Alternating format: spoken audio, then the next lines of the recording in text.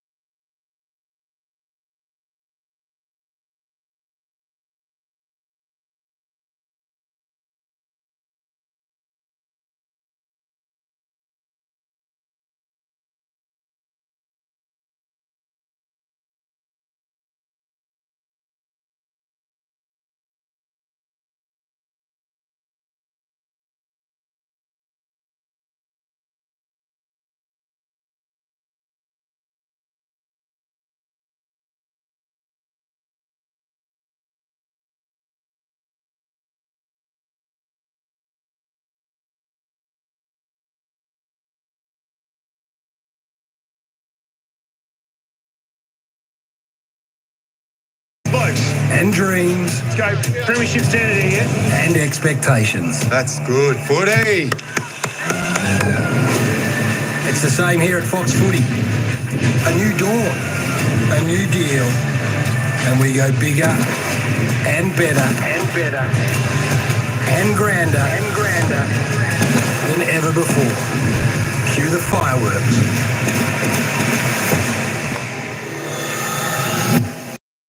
The deal.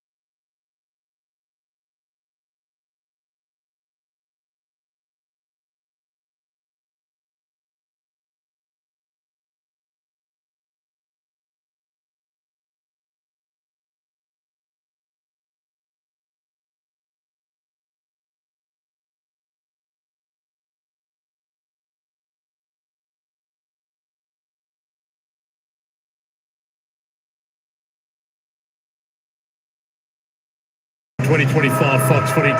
Great to have you with us for a big season to come, and fantastic to have you with us tonight for, well, 2 games are coming your way on Fox Footy tonight, of course, and this is the first of them on a pristine deck here in Launceston. In fact, even the groundsman here has been in good pre-season form. He's mowed the ground in a beautiful diamond shape to celebrate, and it is like carpet out there. Marcus Bontempelli and James Sicily in the middle for the toss of the coin. And that's the tails. All right, thanks, boys. Marcus Bontempelli looking brilliant, winning the toss and electing to kick to the right of screen. 2 teams that are, you would expect, finals bound for 2025. It was surprising to their fans that they didn't make it, and we saw them in the finals last year go head-to-head. But as the boys have told you, Dogs don't play again for another 16 days after this tonight, Saturday, March 15. Hawthorn playing 8 days against Sydney at the SCG March 7th. Yeah, so you probably think perhaps a more exhausting hit out for the Dogs and maybe a little bit more managed for the Hawks, but that's yet to play out. The last thing you can do is go into these things and think you can go at 80% and get through. That's when you get injured. So players will be going flat out, and we'll see how they have their time managed by the officials for each club. But looking forward to this one, because I think they're both teams with a lot of expectation. And that man there, the skipper for the Hawks, number 6, which end is he going to play at? They're so tall down back now with the additions of Battle and Barris. So all of a sudden, and Frost is another one that comes back after the injury. Have a look at the height there. Weddle's playing down back. Who's playing on the smalls, John? Sicily can, and that's the advantage that you do have with the Sicily, is the fact that he can do that, and area that in the air then can obviously take dominance over a small as well, especially if it's a high half forward, for example, where he goes up to the contest, let him go, and then Sicily just plays his role. And that's why Battle and Barras have been traded into this club, for that to have that luxury. Footy's back. It's great to have you with us on Fox Footy. Meek and English at the opening ruck contest. Usual suspects scouting around, and Matthew Kennedy in the middle. His first game for the Dogs, his 3rd AFL club, wearing the number 8. Newcomb gets a little touch, so we'll keep an eye on Matthew Kennedy as well. 24 games for Carlton last season, so he's coming off a pretty good year. Been a good pick-up by the Dogs. Meek lays another tackle. So you see Jordan Croft on the wing there for the Western Bulldogs, number 16. 200-centimetre winger, John. It's good size. Getting bigger and bigger. Leber, who didn't play last week, Bontempelli was also rested last week. Norton to Darcy. How big a season's he going to be in for as well? He could be one of the next big things if he's not already, but it's got All-Australian written all over him. Bontempelli starting at full forward as well for the Bulldogs. I love what we're going to see from Sam Darcy this year. He could take the competition by storm.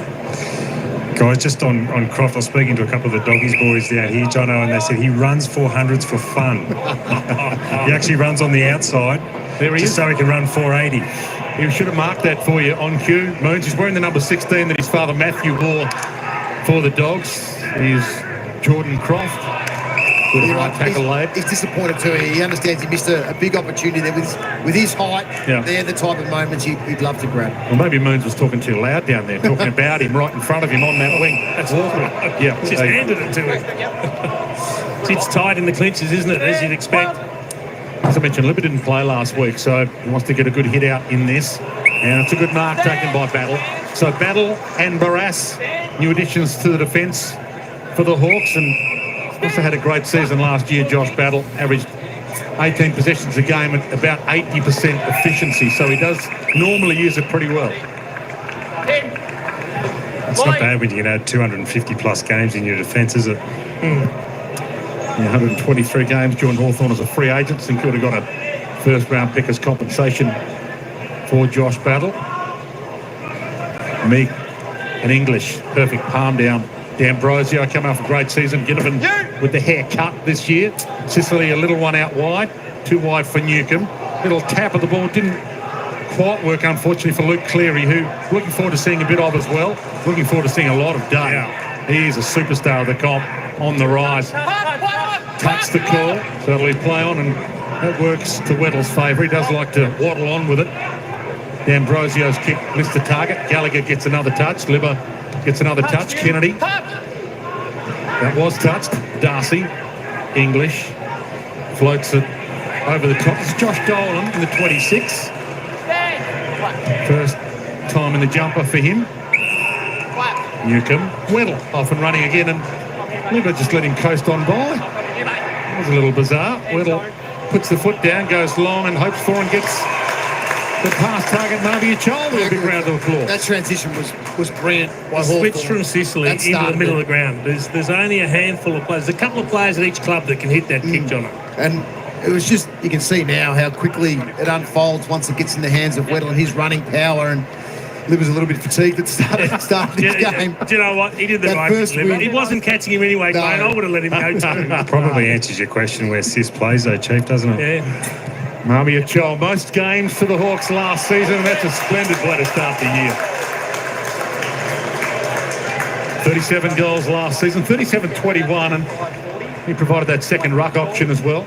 He did, and even more responsibility falls on his shoulders this year. Mitch Lewis is going to have a delayed start to the season, as is Cal Shadir, the other two key forwards. So he's going to carry the bulk of the load when it comes to the forward line, particularly the long, high entries. He's going to have to compete like he's never competed before, but he also shows his mobility. He can do this, and he is a beautiful kick of the footy most of the time. So great run, as you said, John, a great transition. The kick from Weddle was outstanding. he'd be happy It's a with great that. finish. He'd be happy with that delivery. If that falls his way more often than not, maybe a child. 37 goals last year. Dylan Moore, an excellent player with 36. So if you're looking to repeat that, even get himself into the 40s, potentially up to 50, Jace. He's got some upside. Rather is his third club, 31 games for Richmond, 30 at the Gold Coast. He's Libba. He's had that little breather and plants his foot into that. Darcy is outstanding. That is just going to give you a taste of what we're going to see so many times this year. Contested marks inside the forward 50 for the Dogs. And he's got a pretty good kicking style too. Once he settles into it, I think he can kick some big numbers. So 38 goals last year, including the 7 against North Melbourne in the best game of last season, arguably. They picked 2 in 2021. So it's his 4th season on the list. So he's been allowed to get himself right over time. And as Jason Dunstall told you, he's got a pretty good action. Did move a bit late, but it didn't look too bad. Might be a few defenders in the competition having nightmares thinking about how they're going to play him. Especially if he positions himself 35 out at centre bounce, where if they get the quick kick out, then he's a big chance to mark every one. On a long launch to the wing, Mick and English, the two there. English front spot. Nice grab. It'll be a good little battle between those two, the battle within the battle. Heads out wide, Norton front spot, thumped away by Barras, who does a Barras kind of thing for us on cue. And whilst they defended very well, perhaps undermanned at times last year, it's going to be a whole different dynamic, and they need to develop that chemistry, in particular how they all fit into the mix, and Battle and Barras playing together. Wearing his old number from the West Coast as well, 37, gets to keep his old number. Tom Barras, this Battle, holding free, and I think it's going to the bot. Yep, so he was the one, he worked through the stoppage. Actually, the ball was pretty fierce towards him, so he fumbled it, but then was dealt with afterwards. Yeah, Bond on the move at stoppages in the forward 50 is going to make anyone panic, isn't it? What a player he is. Great matchup against Will Day, who thought he had possession. That's why he laid the tackle. 6-time All-Australian, 3-time AFL MVP, 6-time best and fairest winner.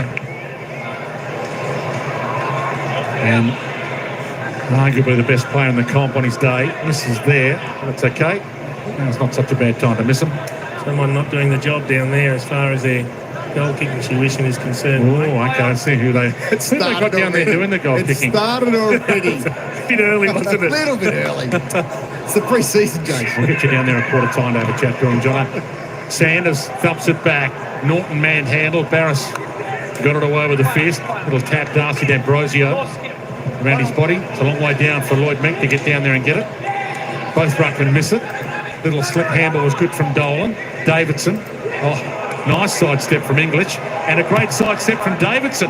That looked fantastic. Heads to the square. Grab over the top by Barras. He's fisted a couple away. Time to mark a couple. And he goes to his other new recruit in Josh Battle. He may have turned it over Frazier.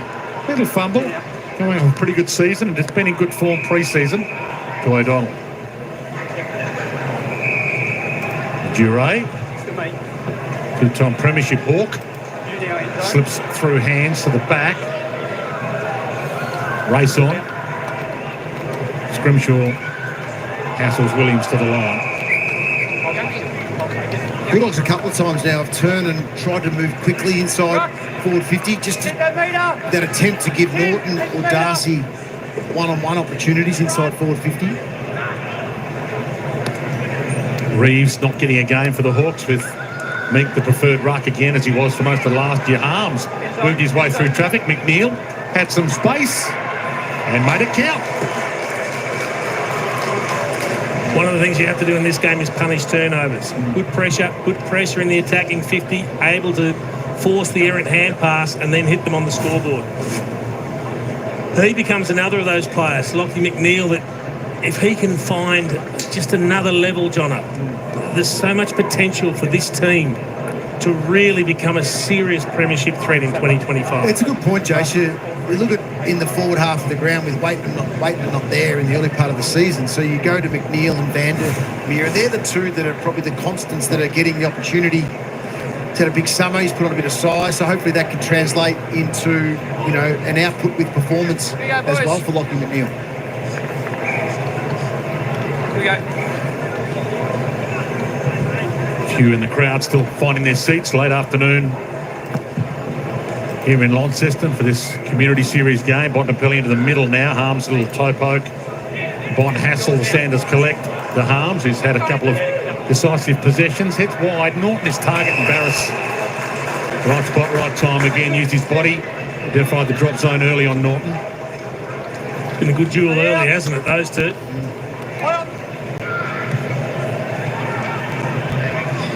If distance on it. Child got there late with the fingertip. Duray will paddle on more to his own disadvantage in the end. There's Finn McGuinness wearing the 20 that his father wore as well. Scott wore the 20, and third generation McGuinness. Finn McGuinness wearing the 20 this year. Newcomb, Nash, Morrison. A bounce pass back to the man I'm talking about. McGuinness heads down the line. Numbers in the Dogs' favour. Sanders getting his hands on it a bit. Garcia, chip kick, heads to the target. Well, play on the call. Chip kick, goal square. McNeil might get there. Oh, did he get a push in the back? Yeah. Did he get it on his shin? Take it either way. The goal will count. Yes and yes. Got the push, but still managed to kick the goal. It's a really clever kick in the end. Didn't blaze away, just kicked to the advantage out in front. It's pretty sharp by Dolan, and obviously the talk from out of the draft and his year last year, clean by hand, smart with his decision making as well, and that's evident right there. McNeil gets lucky in the end with the push, was getting a free kick regardless. But it just shows you that some kicks don't have to be perfect. They don't have to always hit a man. That's right. You can kick to the advantage of your teammate, and that's exactly what he did with that kick there. It was really, really good work from Josh Dolan.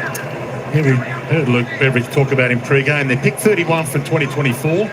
Small pressure forward. Going to be a pretty tough job as a first-year player to hold your spot in that team in that forward line as a pressure forward. But, well, he's got possession of the spot right now. Well, that's right. And Riley West isn't playing. He's a little bit sore, as was mentioned in the pre-game as well from Bevo, who plays that role really well and has got the experience. A few players who didn't get a game in this team that, well, Artie Jones only played one game last year as Bramble runs off half-back for the Dogs, sends him inside 50. Barris got a fingertip on it. Garcia breaks through a couple. The handball over. McNeil stalking another. Sicily with some poise. Scrimshaw, Morrison, kick smothered. Told to go. A little high from Sam Davidson's boot, but he's another player they've picked up, Sam Davis and the Dogs. But he's a mature age player, picked 51 in last year's draft. Sorry, mate, bit of news down here. We're just seeing Bont go down to the rooms. We're not exactly sure what it is, but we'll keep you in contact on this one. Right. Didn't look overly worried, though, did he? No, he didn't look overly worried walking past, Chief, but still, you know, love when the physio and docs are walking in with him. Stoppage work's been very strong from the Dogs early. 7-2 the clearances and 3-zip in the centre square. Sicily with a sizzler. And McDonald did pretty well, as did Newcomb, just to shrug the tackle with some core strength. Gunston couldn't do something with it. Lobb, whose last half of last year was outstanding as a defender, since round 16. To Frazier, who's coming off a really good season as well. And here's Sam Davidson, who've been talking about a bit. Chip kick to Liver. Harms. The fend off was nice. Kennedy getting a few touches in his new jumper as well. Hits a good spot, and Barris, outstanding. That's three. Hawk supporters, we're very, very happy. West Coast supporters won't be. No, that doesn't matter. No. And that's a gangster go-home factor, so he wanted to come over to Victoria and play in the heart of football territory in a way, and he's a West Australian, he's left home. Oh, that's a good collect there from Lobb. Put his body and soul into that. It was such a good back end of the season, Rory Lobb was, when he went down back. And again, how critical is he now, given Liam Jones won't be there at the start of the season? So basically you're building the back line around Rory Lobb. Worked his way into a top 10 finish in the best and fairest. Outstanding form, just started to take intercept marks. And we're all thinking, why hasn't anyone tried him there before? He looks so natural. It is amazing. Well, Liam Jones was the same, wasn't he? At Carlton, he was done after leaving the Bulldogs, and he got that opportunity to play down back, and it just transitioned his career as well. Matt Kennedy, that wasn't on the entry script, was it? Come over and play second row. No. He's the one that's dominated against Meek. Oh, he won the hit out down to Liver. Morrison. McGuinness with a flick over his head. Scrimshaw. Not sure where he wants to go. Drop kick wasn't probably the opportune time for him to do it, but a little nudge to the back there on the kick and puts it offline. So there are a few players who are a bit rusty, and we'll keep an eye on Marcus Bontempelli again. We mentioned at the start, the Dogs don't play for another 16 days, so there is an issue with the Bont. At least he's got some extra time. And look, you're not going to take any risks whatsoever. Day, crunch, wrapped him up. Great commitment by both players. He knew he was going to get tackled. He just thought, I'll ride this and we'll have a stoppage. What we are going to see is James Sicily take on every kick that he takes this year at AFL level. It's going to be awesome to watch. Garcia, Williams, ran through Morrison, Liberatore, Harms, Sanders is getting a bit of it early, which is nice to see. Floats it to the pocket to Latham Vandermeer. It's now 9-2 around the stoppages, so they are absolutely dominating. No Riley West, as Jono told you today. No Cody Waitman either for quite a while. He's out with injury. Riley West is expected to play round one. No Jamara, of course, in that forward line either. And Ed Richards not in this game, but expected to play round one. A centering kick. Harris was in the middle of it. Davidson read it nicely off hands. Goes inside with the handball to Liver. Found some room, but there wasn't a lot. McNeil. Good hands. He's having a phenomenal start to the year. He's got three on the board now. Lockie McNeil, you can hear a blood rule there.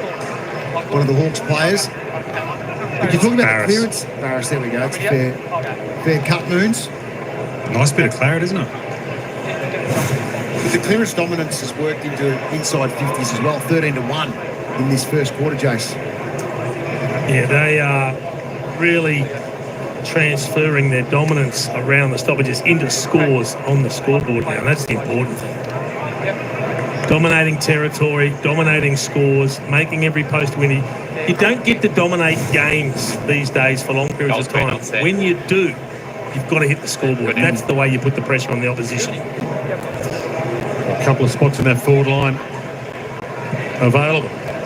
Lockie McNeil's almost penned in his selection round one, even if West is coming back.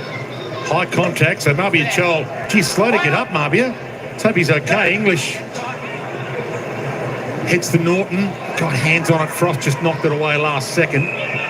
English just hit him flushed, Wayne, in that ruck contest. I don't think he was ready for it. Right.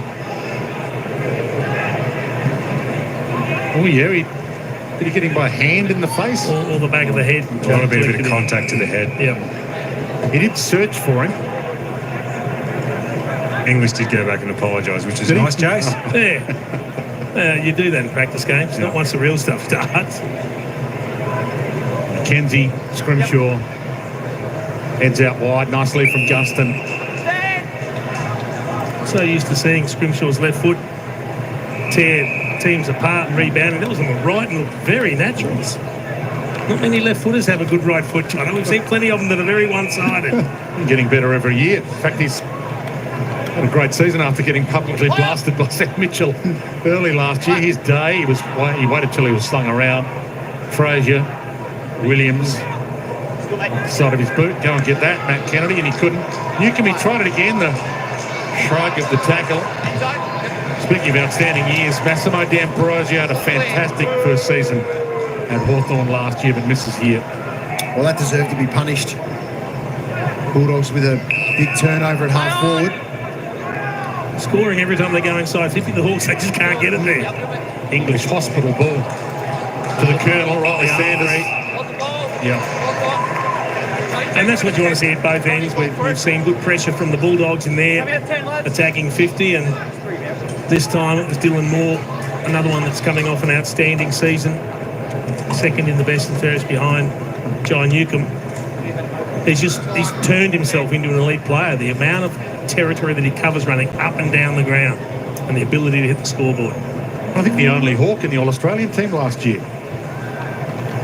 Fantastic year. Perhaps going to bend back a little, but not quite enough. But he's been fantastic. 36 goals, 18 last year as well, Dylan Moore. Finished second in the goal kicking behind Marbia. So Gallagher had to give it off to Frazier. Jure took the step, decided to go immediately. Norton up to the wing. He'll be unhappy he fumbled that away. Amon coming off that Indigenous All-Stars contest a week ago. Davidson's getting plenty of mature age recruit, and he hits a great spot. Vandermeer, good strong hands. Gee, he looks good, Davidson, doesn't he? Early, he's done a number of things. Very said 6 possessions already. Kicked to the advantage of his teammate. He'd be disappointed, Sicily, that he couldn't spoil that one. 26 goals in the VFL last year, Sam Davidson. Well, it was all the youngsters involved. Even Dolan had some really strong moments in that passage of play as well. So Latham Vandermeer, what kind of season we're going to get from him. That'll work its way back. Enough. There were those every game last year. 68 games in total. But to get to finish in the top 3, according to the umpires, in Brownlow votes in any game he's played. So it's a good player, plays every game, but he still has a bit of upside to improve too. Battle, nice win. Gets it today. He was held. Huge excitement for Hawks fans if this man here can stay fit for a season. He is such a dynamic player. Big fly from O'Donnell. He didn't quite kill it. He got it to Marbia Joel. Gunston. Clever kick until it wasn't. It found Liberatore. Yours. Norton coming all the way up to half back now. Get his hands on it a bit. Almost turned that over. He just had the float. Sam Darcy. Good chase. Good run here. Lloyd Meek versus Tim English. Vandermeer's got it to set it up. Normal home and away length quarters as well, by the way. So full length game this is. Sicily. Like the way they worked out, though, the Bulldogs, John. So Norton pushed all the way up to half-back to be the outlet target. And then it was Darcy who pushed all the way up to the wing. And so they didn't have a tall target forward, but it was English who then pushes forward to be that target for them. Really good communication. Lob caught. McGuinness comes up with it. Sees Nash went through his legs. That wasn't the plan. Or maybe he left it for Warple. Gunston. Watson. The Wizard goes back. Gunston. All part of the grand plan. Brilliant to Ginnivan, of course. Ginnivan set that up, and he kicks the goal. Short locks this year, but he could be on again for another big season. As we head downstairs to Cam Mooney with an update on Marcus Bontempelli. Yeah, Dwayne, the news has come through that there's just a little bit of calf tightness. I don't think they're too worried about it, but we won't be seeing Marcus Bontempelli for the rest of the game. Obviously, they want to make sure it is okay for round 1, but apparently from all reports, they're not overly concerned, but there is something there just to make sure that he won't be seen again today. Straight into the showers, Jono, and then go and see the physio and just do exactly what you need to do because we need you in 2 weeks' time. Well, that's it. Third third calf, even if small. It's the third one with Treloar, Richards, and now Bontempelli, the starting midfield for the Western Bulldogs. I also think players are getting better, though, at seeing the signs of when something might be potentially wrong and heading it off before they actually strain it. You said the way that he even walked around the boundary and came off, Jeff. He didn't look overly concerned. So it would have been one of those, just felt a little bit tight. Just make sure that you're right for round one. Yeah, don't want to harp on the point, but again, the Dogs don't play for another 16 days. Whereas Hawthorn playing 8 days. It would be maybe a bit different if they had an 8-day break. Ginnivan goes off the deck after English tried a little party trick. Davidson, the ball seems to be following him. A poke pass to the space, which didn't quite work for Vandermeer. Ball in.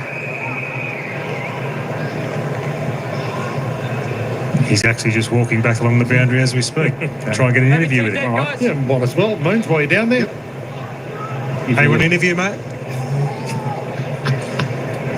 Yeah, I'll be all right. He says he's all right. Good news. That's the news that Bulldogs fans want to hear. Right. Bond just saying, I'll be all right. Yeah, not even any strapping on it. So that's good news. Ginnivan gets a high one. That won't be the last time we say that for the year. Kennedy asked the question, did he shrug my tackle up or not?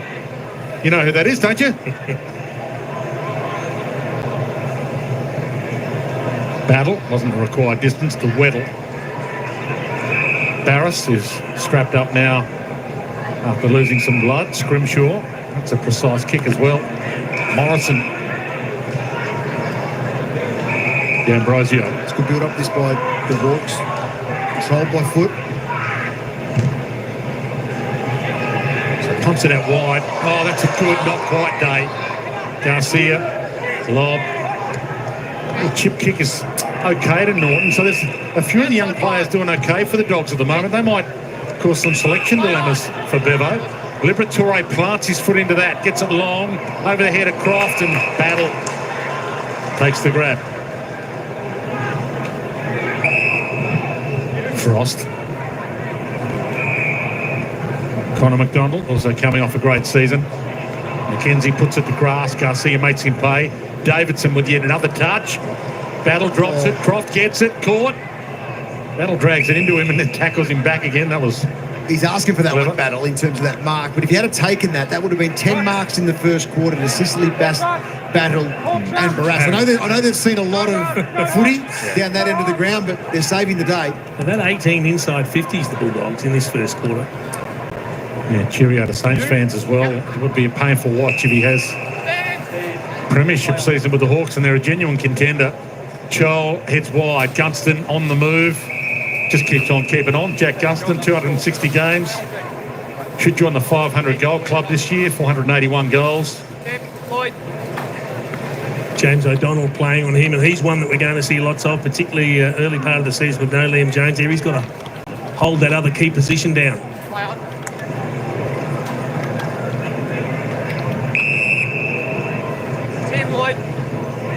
The other one for the Bulldogs getting a lot more time up in the midfield is Garcia, which I like when he gets that opportunity to put himself in around the contest and explode forward. Vandermeer, good collect on the run. Just overcooked it to O'Donnell, who Jason was talking about. Nash corralled him initially, forced a hand off to Davidson. Yep, that's him again. The blonde locks are easy to recognise as well. Warple. Morrison sized up the goal square and lace out. The chip kick is good. Croft down one end and Dolan down the other. It's been an interesting watch at the moment for the Dogs. Frazier, another of the players who hasn't played a lot of footy, but is looking better with each passing game that he plays off a good season last year. Duray. Libba. Kennedy. Bramble stole it, gave it to Gallagher. Another young player, Davidson again. Garcia, who Jono was talking about. English, good build-up. He was light on his feet, Garcia. He was about to be met by a defender and just propped and pivoted, and a little chip on the left foot was perfect. And Garcia's been around for a while. It doesn't feel like he's been around for 6 seasons, but this is his 6th season. They picked 62. in 2019. 12 games last year, 31 in total. Was in and out of the team last year.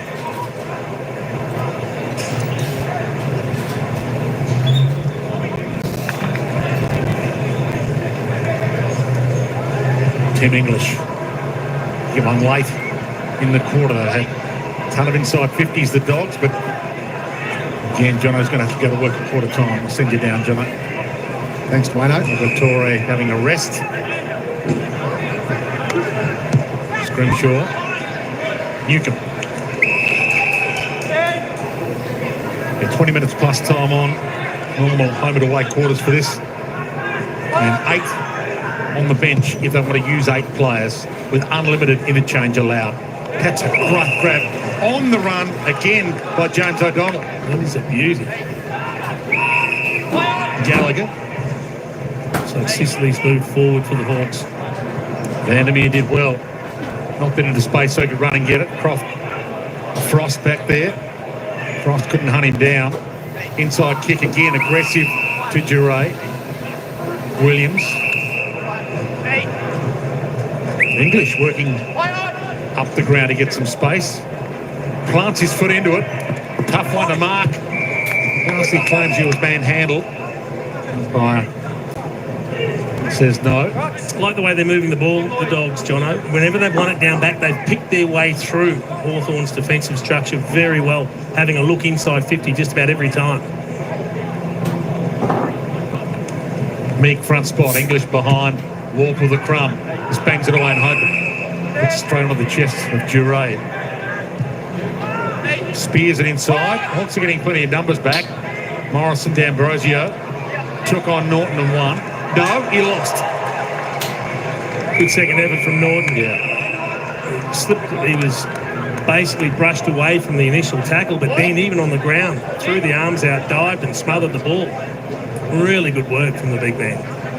Yeah, what are we going to get from Aaron Norton this year? He's yet to make an All-Australian squad of 40, but he always looks like the kind of guy who should get an All-Australian jumper before his career's done. McNeil has been the star of the show, and this opening term gets caught. He's kicked the 3 goals, McNeil. He's been involved in a couple of other scores as well, so he'd be very happy with his first quarter. Both teams would be reasonably happy with their first quarter. On the siren, Sanders floats it. And it won't count. Dropped short. Quarter time here in Launceston. The AIM Community Pre-Season Series continues. Great to have your company on Fox Footy. And it's a good contest between 2 genuine contenders in 2025. 14 plays 24. The story is Marcus Bontempelli's afternoon is done, but he should be right to play round 1. All right, folks, there we go. Welcome back. The footy is back. The footy is back. There we go. We just heard the Bont is finished for the day. Obviously nothing too serious there because they say he'll be back and ready for round 1 in a week and a half or so. As I said, I think 6th of March is the opening round of the first season. But the pre-season, we've already had a couple of games. Who do I think will win this match? Well, I'll tell you what. I think it's still anyone's game. I think... Look, both teams are probably going at about 75% in this match. I don't think Hawthorn have really got their run working together. It's just going to take a little bit of time for, both teams to get a little bit of touch and feel back of the ball and get things running smoothly. They just want to get out there, have a good hit out and get through it injury-free if possible, all set and ready for round 1. As for who's going to win, you know what? I'm not 100% sure. Maybe the Hawks, because the Bulldogs have had probably more of the play. But the times the Hawks did kick those couple of goals, they had a nice bit of passage. They found a little bit of space. And so if they really want to do it, I think the Hawks might get up. But at the moment, the Dogs look like they're playing a little bit better, cleaner football. Just want to say good day to, of course, Tine. Adrian was in there. David was mowing the lawns. Good on you. You saw the footy. I know, it's great. Ryan, and of course, Kylie was there. Carly was there. And we had the other. Caden was there. Good stuff. Good stuff. There we go. Half-eaten dim sim. Well, there we go. Corn pop was bad. Tell you what, half-eaten dim sim's all right. If you ate the half, that's all right. But yeah, I tell you what, we're super happy. It's been a long time since we've been waiting for the footy to come back since last year. And it feels good to have the AFL football back up and running. We're excited to see the football coming back. Even though it's pre-season at the moment, for the rest of this week, we've still got a few more games coming. Caden's hoping for the Dogs today. Look, they're going pretty good. As I said before, you know, they'll probably go at about 75%, 80%. They just want to have a good hit out. Both these teams come through injury-free, get a little bit of touch on the ball and all that type of thing. Let's just have a look. Let's have a look at the results on a couple of the games that were already played pre-season this week between Geelong and Essendon. As you can see, Essendon had a win by 21 points over Geelong. As you can see, you know, teams just, as I said, they just want to have a good hit out and get through unscathed with any injuries. And of course, last night, Collingwood 132 defeating Richmond. Big winners. I think Collingwood kicked about 20 straight goals before they kicked it behind in that match. So that was quite incredible to see. And of course, we've got Hawthorn there. And the next game on tonight is the Brisbane Lions and the Adelaide Crows. That's coming up at 8:10 Australian Eastern Daylight time there. And of course, Friday tomorrow, you got the Giants taking on Carlton at 5:20, 8:10 tomorrow night. You've got the Gold Coast Suns taking on Sydney. And of course, Saturday, we have St Kilda taking on Port Adelaide, West Coast Eagles taking on North Melbourne, and the Fremantle Dockers at home, they will take on Melbourne. They are the last of the pre-season games coming up before we head into the round one, which starts on March 6th. They were the team lineups for today's game. We might have a look at some of the player stats there, if you can see that. Carl Lamont there for Hawthorn. No, hang on a minute. Let me put on disposal count. Let's see who the leading. There we go. Tommy Liberatore leading the count with 13 disposals. On the ground for the Doggies, 7 kicks, 6 handballs, 4 marks, 4 tackles. He's having a pretty good game. 62 AFL fantasy points. Sam Davison next best on 10 for the Dogs. Sicily, the best for Hawthorn. I tell you what, he is a star, James Sicily. They are your top few. Let's just have a quick, let me just reload that so that reloads up. And as you can see, well, not too great a difference there. 111.97 in the disposal count. Just 10 more, 11 more kicks to the Dogs, 3 more to the handballs. But if you have a look at those inside 50s though, 21 of the Bulldogs, so they're getting definitely plenty of the ball in this game. 9 scoring shots for their 21 inside 50s. Hawthorn, when they get inside 50 though, they do make the most of it. 5 inside 50s for 4 scoring shots. Of course, the disposal efficiency, not too bad. Both teams 71-73. As I said, they're not going 100% in this game. They just want to get through unscathed. There's the hit-outs. Of course, Hawthorn winning that at the moment. Clearances, though, the Dogs on top there by 5, with the centre clearances there by 3 also for the Dog. Contested possessions, the Doggies by 9. Uncontested, Dogs by 11. Turnovers, Hawthorn a little bit more there. Well, let's take this back up. Put it back there. We'll get set for the next one. Let's head back down to the grounds. Who is the next team? Who is to win the next game tonight? Let me just have a quick look at that. Brisbane and Adelaide. That's being played up there in Ipswich, up there in Brisbane. I'd probably select Brisbane for that game. All right, let's get back down to the bounce for the second quarter. Where's the Dogs by 10 points? In the middle for Hawthorn. Spent a bit of time in the middle and forward. Well day. Meek and English go at it. Perfect palm down today. But he was crunched in the process of trying to break through. I think he's the player that would excite me the most from a Hawthorn perspective. If you follow the brown and gold, just to see him have an injury-free year after a good pre-season be outstanding. They missed the first 6 rounds with the foot injury last year and then missed the finals with that collarbone issue. So you're right, the full season changes Hawthorn's world in a way. Touch play on the call. Norton slick with his hands. Vandermeer might as well go for home. And goal line, Darcy. Brilliant. He reads it so well. Clever work from Norton. Got the good bounce, but then used it to effect to get it to Vandermeer. We're not telling you anything you don't know, but he looks like he's about to explode this season, Sam Darcy. Let's get himself through to round one and look out. I got to be honest, it wouldn't surprise me, Jono, to see him have a 50-plus goal season and just start to dominate the forward 50s. There's the quick hands from Norton, which sets up the kick. And he probably had to mark it. Frost may have been able to get some fingertips on it, but the sky's the limit for this young man. Oh, it certainly is. And I like the way in the pre-season where Bevo's playing him, so he's not having to get too high up the ground. So if there is a transition, he's the one who can get back first inside forward 50 and be that marking target. So 38 goals last year behind Jamara. Yep. So if that combination with Norton in particular can get up over 100 for the year, then the Bulldogs will be right well and truly on their way. For a man of that stats, the way that he moves, he's got weapons, genuine weapons. Right contest of his day, got it from Nash. And he blasts it, gets 60 on it. Inside 50, cleared the pack. I surprised a few as to how much he carried, and Ginnivan and Frazier have a chat. We'll get a ball in. Third generation dog as well, Sam Darcy. What a story that is with Luke. He grew up in SA, 226 games, best and fairest and captain, and grandfather David. He was a star with the Dogs as well. Well, as a great commentator and media personality in Adelaide.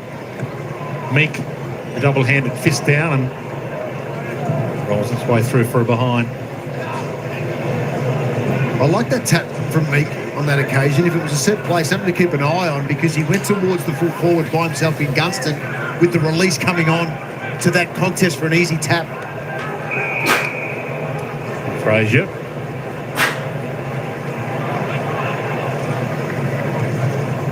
.45 back in 2023, and he looks like being a good player for them. Joel Frazier, Ambrosio, who they picked up for last year, 16 games at Essendon. He's the one that got away really for the Bombers.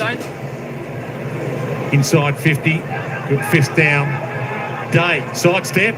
Sanders caught him, got it to Moore, somehow squeezed the kick away, and it's across the face.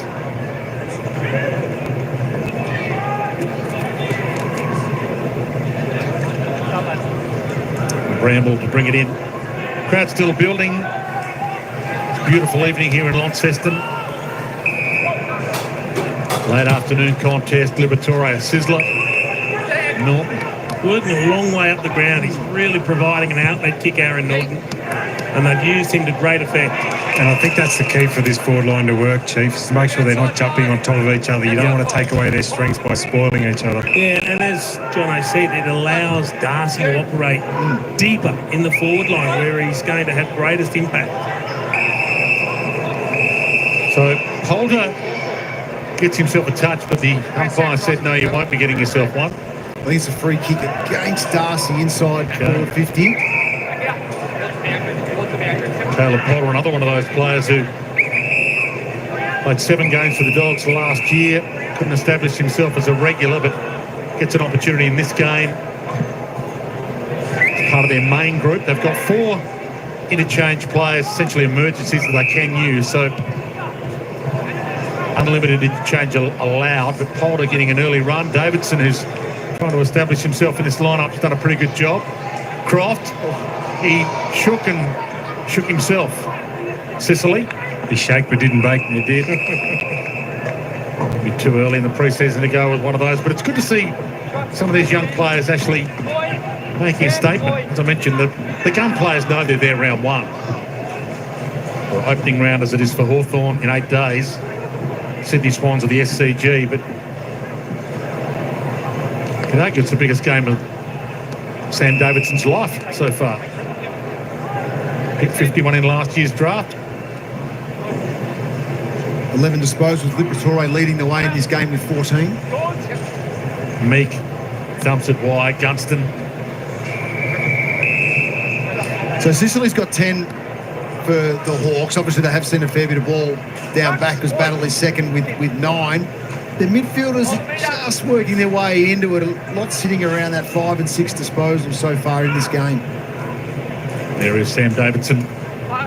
The mention kicked 26 goals in the VFL last year, a mature age pick-up, and his body looks like it's up to the grade. And he's had 11 possessions and the best midfielder on the ground. Tom Liberatore's had 14. He also had 5 clearances to go with it. Both rucks got a piece of it. Newcomb caught by Sanders. Riley Sanders up and down season, first season last year, Jono, but Started really well. Great, didn't he? Yeah, he started really well and just dropped away a little bit. Had some good moments in second tier competition, which was good in the VFL. Nash got the kick. Chol put it to grass and lays a good tackle on O'Donnell. His arm free. Got Jure, Davidson, D'Ambrosio, Ginnivan. Shrugged it, got it up to Moore. Crunch. McNeil doing it both ends. 3 goals in the opening term. That's a super tackle. Garcia took on Ginnivan. Took a step too many. Vandermeer stole it back. Bramble. Nothing forward. English on his own on the wing. The handoff is good to Jure.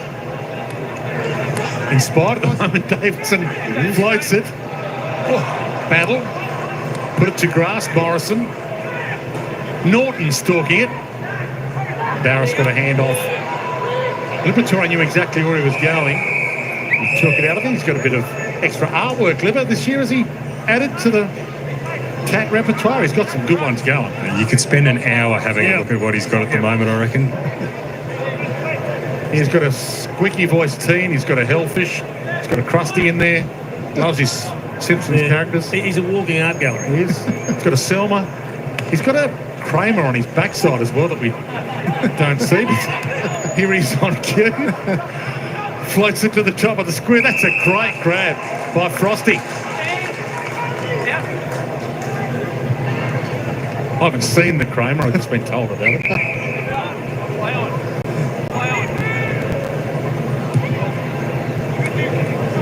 Newcomb had to go.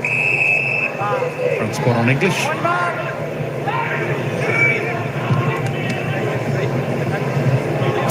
Weddle was out of his reach and it is following Davidson. 2 possessions in this string to Williams. Play on, Polar. Liberatore on cue. Deserve to go all the way he's working. They've just been a little bit off with some of their disposals, the Hawks. A couple of kicks just missing the target. They are taking the aggressive change of direction. The corridor kicks on. So the Dogs have Riley West. They plan on playing round 1. Ed Richards, they plan on playing round 1. Yep. It's going to be interesting to see how many possessions Davidson has to get before they just can't leave him out. English, Bramble on the scramble. No, he's playing off the back of this first half in particular. Yeah. Dwayne. Frazier out wide, finds McNeil, who's playing off the back of this as well. Probably would have been playing anyway, but with no Cody Waitman, has to be in the team. Top of the square for the Leapers to Darcy. Almost held it long enough. Gets it back.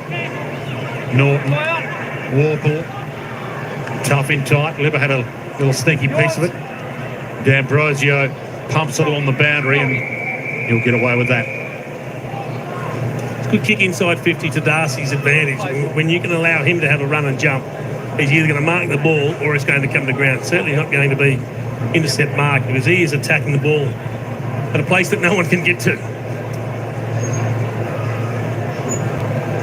The other Bulldog fighting for that round 1 spot is Bailey Dale. Yes. Critical to their lineup.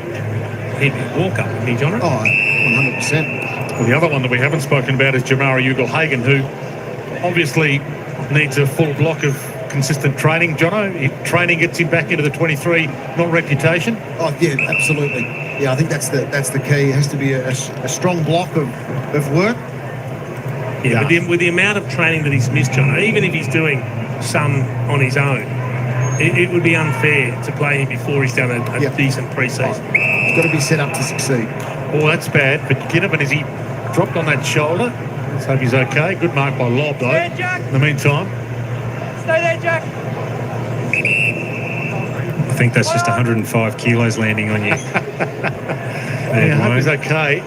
Again, short break for the Hawks. Oh, that's almost a mark as well. I'm paying Pay that, wouldn't you? Yeah, Darcy thought he held it long enough. Sicily's let him know that it didn't get paid as well. Sanders, 50 from goal. Bramble, great smother. Almost got it back again. Scrimshaw, a couple of dance steps. Left the ball behind. Made it Sicily's problem. Polder went diving in. I'll tell you what, this Hawthorn defence is holding up because they've now conceded 30 inside 50s in this game, which is a huge number, and only had 7 themselves, the Hawks. Libber, he couldn't, could he? Sam Davidson is having an afternoon. It's nothing better than seeing young players take their opportunity when they present themselves, Jono. And he's sitting here putting his hand up saying, well, round 1, I'm ready to go. If you've got queries over anyone else, no queries over my form. He is knocking up. He's now the number 1 possession winner on the ground with 18 possessions, and he's added a goal. That's right. He's had 8 so far in about 8 minutes of footy here in this second quarter. But the wing spot is so important, and you need someone who's got that endurance ability, who can find ball but is clean also, and that's what he does so well. And he did that well at VFL level, big rise last year, opportunity, and Here we go, guys. he's making it work so far. I know it's only a quarter and a half of footy, but they're out there, aren't they? Those mature age players that Here we go. you can pick up. He was a pick 51 in last year's draft. And you expect to get good players with your picks 2 and 3, but if they've got a gun with a pick 51, they'll be pretty happy with that. Day. Out of the middle, dumps it, Charles direction, fists come. It's the deck, plenty of dogs around it. In fact, they looked at each other to see who was going. Frazier, look away, Garcia. Gave it to Davidson, well, why wouldn't you? Just keep giving it to him. Sicily with a little knock. Vandermeer, Davidson. Sanders. He's trying to get out of the lane still. Gallagher. Oh, he's laying tackles now. Walpole shrugged him. And that's a nice kick. He's found his target. So that they've done well, the Dogs, to have this lead, but you do think that the Hawks have got an opportunity to get their mojo back. Finn McGuinness, as I mentioned, wearing the number 20, third generation Hawk. Father Scott War. Showing some good form in the forward 50 as well. We've seen him do run with rolls, but in pre-season scrimmages and match simulation, been very, very good. Well, the 32 last year, but Chad Wingard's retirement's made the 20 available, and he might have more of an attacking style in his repertoire than some people think. Kicks it better than the old man, let me tell you. That went dead straight. No helicopter, John. Did you receive a few helicopters in your day? Norman, Did you? You actually told me pre-game he kicked them around your toes too often. Nah, he was a very good player, the old man. Very, very good player. He certainly was. 2 flags, 131 games for Scott. Grandfather Norm played 64 games in the 60s as well. Good strength by Walpole. And then the composure to hit up the short. But that's the work rate of McGuinness. He will work that hard inside forward 50, not only from a pressure point of view, but multiple leads, 2-3 leads to create space for others, but also then pop into some holes himself. Sometimes we look at players, particularly the players around the fringes, and we sit there and say, well, what can't he do? Instead of worrying about what does he do really well. And a player like Finn McGuinness will bust a gut, giving you absolutely everything he's got. He will leave nothing behind every time he's out there competing. Yes. Sometimes you just got to let the players use their strengths and not worry about what you perceive as a deficiency. Morrison thought he had it, and then Davidson had him. Nash. Aim on, heads wide. Race on. Williams will get there first. Scrimshaw has corralled him a little. Ed Dolan is a handball target. Frazier. Williams spent that before it earned it. He takes it to the boundary. So Finn McGuinness, 10 games last year, specialist tagger, most people believe, but there's a few players who, if you give them footy, can actually develop. He knows how to find it. Yeah. And if you can start hitting the scoreboard, well, then you become a really, really different player. and change the narrative of a leopard that can change the spots. Sicily, he's changed his. He has a suspension-free season for James Sicily as the leader of this club. He was a different James Sicily 3 years ago than what he is now. He must be thinking how easy is league footy, Sam Davidson. You're right. The ball's following him, Glenn. Yeah. And it was not going to him. It's going to the bloke that he's playing on, and he's hitting him ball. So Marcus Bontempelli off with, I won't call it a calf strain, just maybe awareness. Yeah.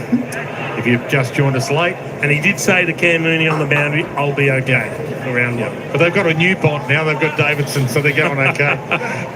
Not towards Dalton.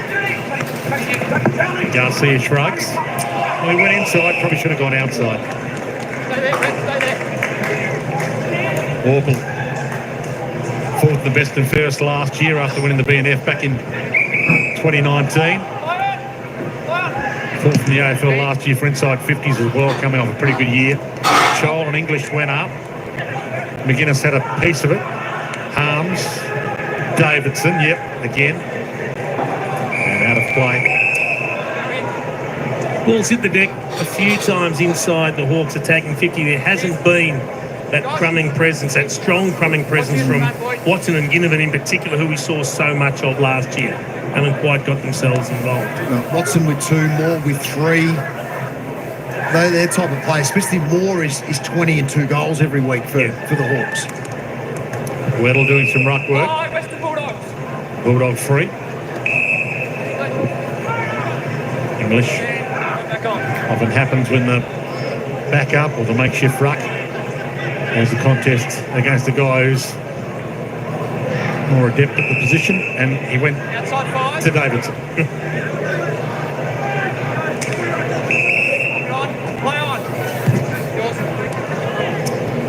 Plants his foot long, flyers go up.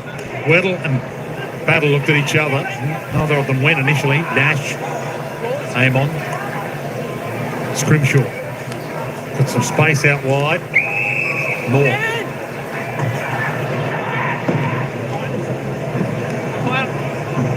Frazier.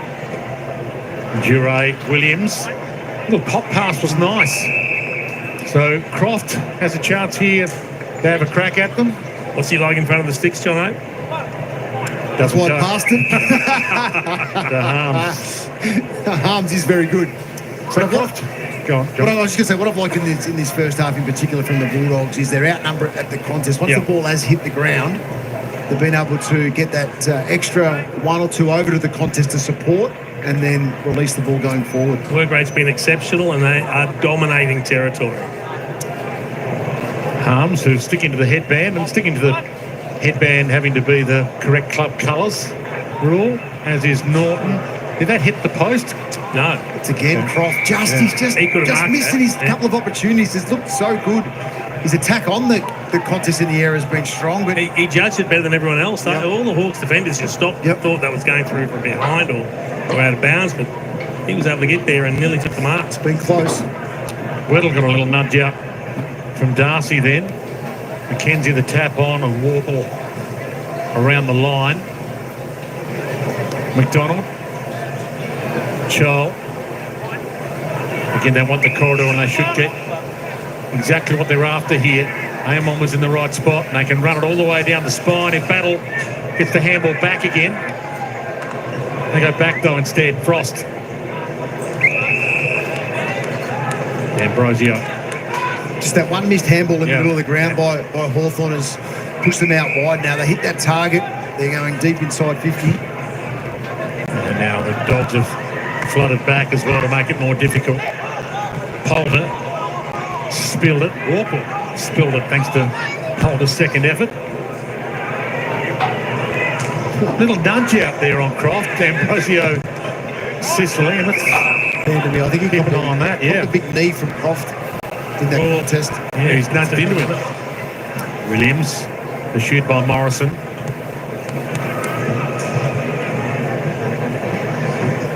Dole. Caught by Ammon. More mature body wrapped up. Oh, no prior. Looks to be worse for wear down here, Vandermeer, at the moment too, boys. Let's It's hope a he's nice okay. solid knee to the back of the head. So there is a concussion issue for the Dogs at least. They've got time to get through the concussion protocol and play round one. One of the advantages of having a longer break from this and not playing opening round. Barras hits wide. McDonald has kept it in front, flat-handed at Newcomb. Nash patted it down in hope that the Wizard would come and conjure something. Frazier, Nash, well played. Morrison. And well read off the boot. So the Dogs have done pretty well here, 5-7 to 3-4. They've got a number of players who've looked good. This is Cleary. Luke Cleary, they picked 61 from 2021. He's played 7 games. A number of players who've been on the list for a while, now getting their opportunity in this last game before the home and away season starts. It's a 15-point margin, Dwayne, but I reckon that's about the bare minimum that it could be, given how dominant the Dogs have been. Norton used his body well. That's a good contest. Feeds it to the top of the square. Weddle got there. Darcy. Scrimshaw, a little tap to Frost. He went with the barrel. Josh Weddle. Bramble. Frazier. Watson got a hand on it. Ginnivan's in there. Newcomb attacked. And McNeil lamed the tackle. He kicked all the goal. 3 goals in the opening term. Good contest. 2024 ended for the Dogs with an elimination final loss to Hawthorn at the MCG. Oh, that's a hard tackle by Weddle as well. Put him down big time. Chop. Didn't hold it long enough according to the umpire. It was a mark. Cleary got a handball up.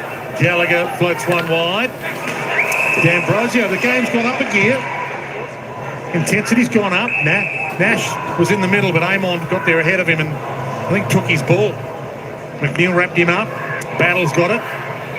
D'Ambrosio. Good grab from Lobb. Had the reach on Watson. Williams. Frost and Norton. Norton's looked better coming up the field to get a couple of touches. He's got himself into the game. He sits that on Kennedy's head. Morrison. Scrimshaw. What's Ginnivan going to do? Just blasts it along in hope. Had a few options, but that was probably option C. They're coming out, Marvy. They're coming out. Yeah, the Dogs spent 23 games winning their way to 6th spot last year, and then due to the AFL rules, had to play Hawthorn at their home ground in that elimination final, 6v7. Didn't really work to their favour. Well, probably the 2 form teams going into the finals, and it's a shame they had to play each other first up. It's both playing exciting brand of footy. I just wonder whether in time a team will nominate Marvel Stadium as their home ground, or whether the AFL will allow it. They do allow it with the Giants. Gallagher. Won't happen, Dwayne. Never? No. Dogs don't want it to happen? No. Scrimshaw. Absolutely. They They won't. would. Okay. Cats do. Little chip kick from Dolan was nice. Finds Poulter. So there are a number of teams who do want to do it. The Cats obviously want to do it. The Giants don't have to play at the SCG. If the Gold Coast make finals and earn the right for a home final against the Lions, it won't be at the Gabba.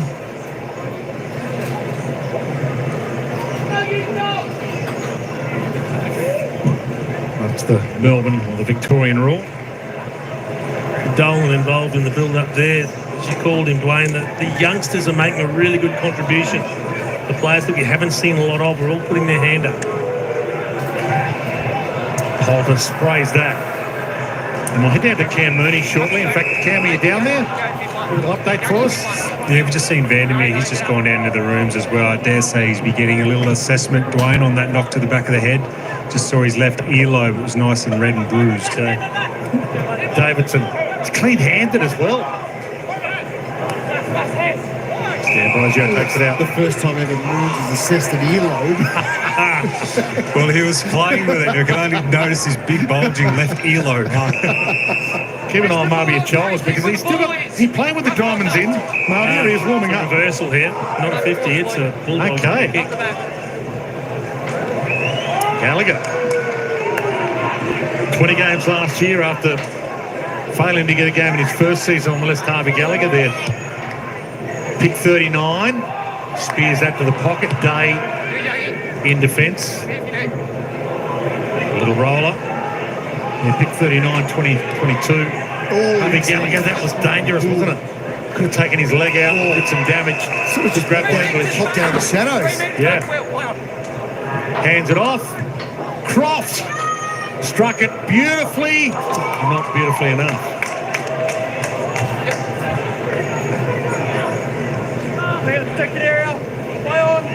They are creating a lot of turnovers. The pressure from the Bulldogs has been outstanding.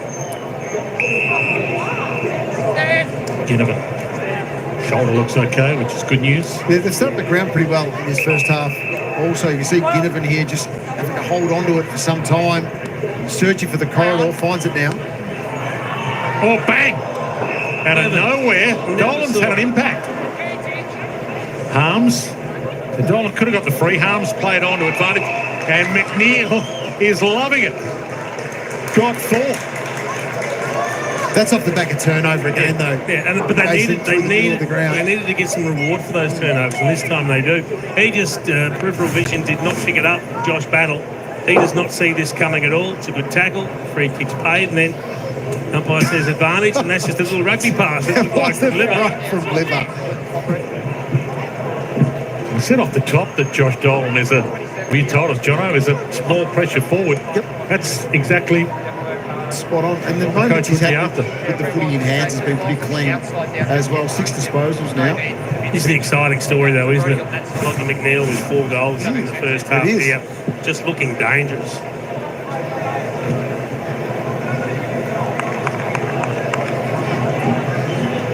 Dogs for the record. Mentioned their opening game of the season, North Melbourne at Marvel, March 15. Then Collingwood MCG, Carlton at Marvel. Collingwood MCG's the big one, big celebration game. Every game on Fox Footy, of course. Bigger and better than ever in 2025. Great to have you with us watching this one. Dolan again with another touch. Not decisive enough this time. Frost stood his ground. Aim on.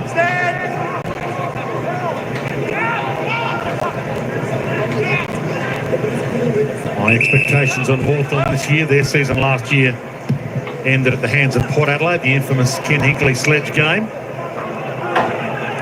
I hope for both these teams. Kennedy, Harms, gets plenty on that. And Norton was lurking. Early engagement, great set of hands. Too strong, just moved Frost out of the way. And they probably deserve to be 5 or 6 goals up, given the domination of the territory. 37-12, the inside 50s. A lot needs to change from a Hawthorn point of view at half time, whether Sam Mitchell actually can adjust and get something different out of his team. I don't think they'll be thrilled with what they're seeing, the Hawks coaches. Oh, Jono, what are you doing? I'm sitting next to you, Jason. That's what I'm doing. You might have to get an extra bit of time and a half on your pay packet this week, John. 1-5 from the set shots. Getting it out now. So out of the system. That's right. A few seconds left. The Scrimshaw hits the big pack out there. Kennedy lays the tackle on Ginnivan, who gets another test for the shoulder. Williams, siren sounds on Harms. Been a good battle, but if you're a Bulldog fan, you'd be extremely happy with what you've seen from a half of football, outside of the fact that Marcus Bontempelli is having a spell with calf awareness after playing the first half of the opening term, but he gave Cameron Mooney the big thumbs up. It should be right for that round 1 game against North Melbourne, March 15. All the big guns are back on Fox Footy in 2025. Look out! The new... All right, half time. It's not a bad game by the Bulldogs. 6-9-45 leading the Hawks 3-5-23. Of course, only 1 goal, 3 to the Hawks in the second term. The Bulldogs putting on 3 goals, 3. They do look a little bit better, a little bit more well prepared for this pre-season game. I tell you what, the players look pretty hot out there. It's about 24 degrees. That's hot in anyone's language, playing Australian rules footy, as you can imagine.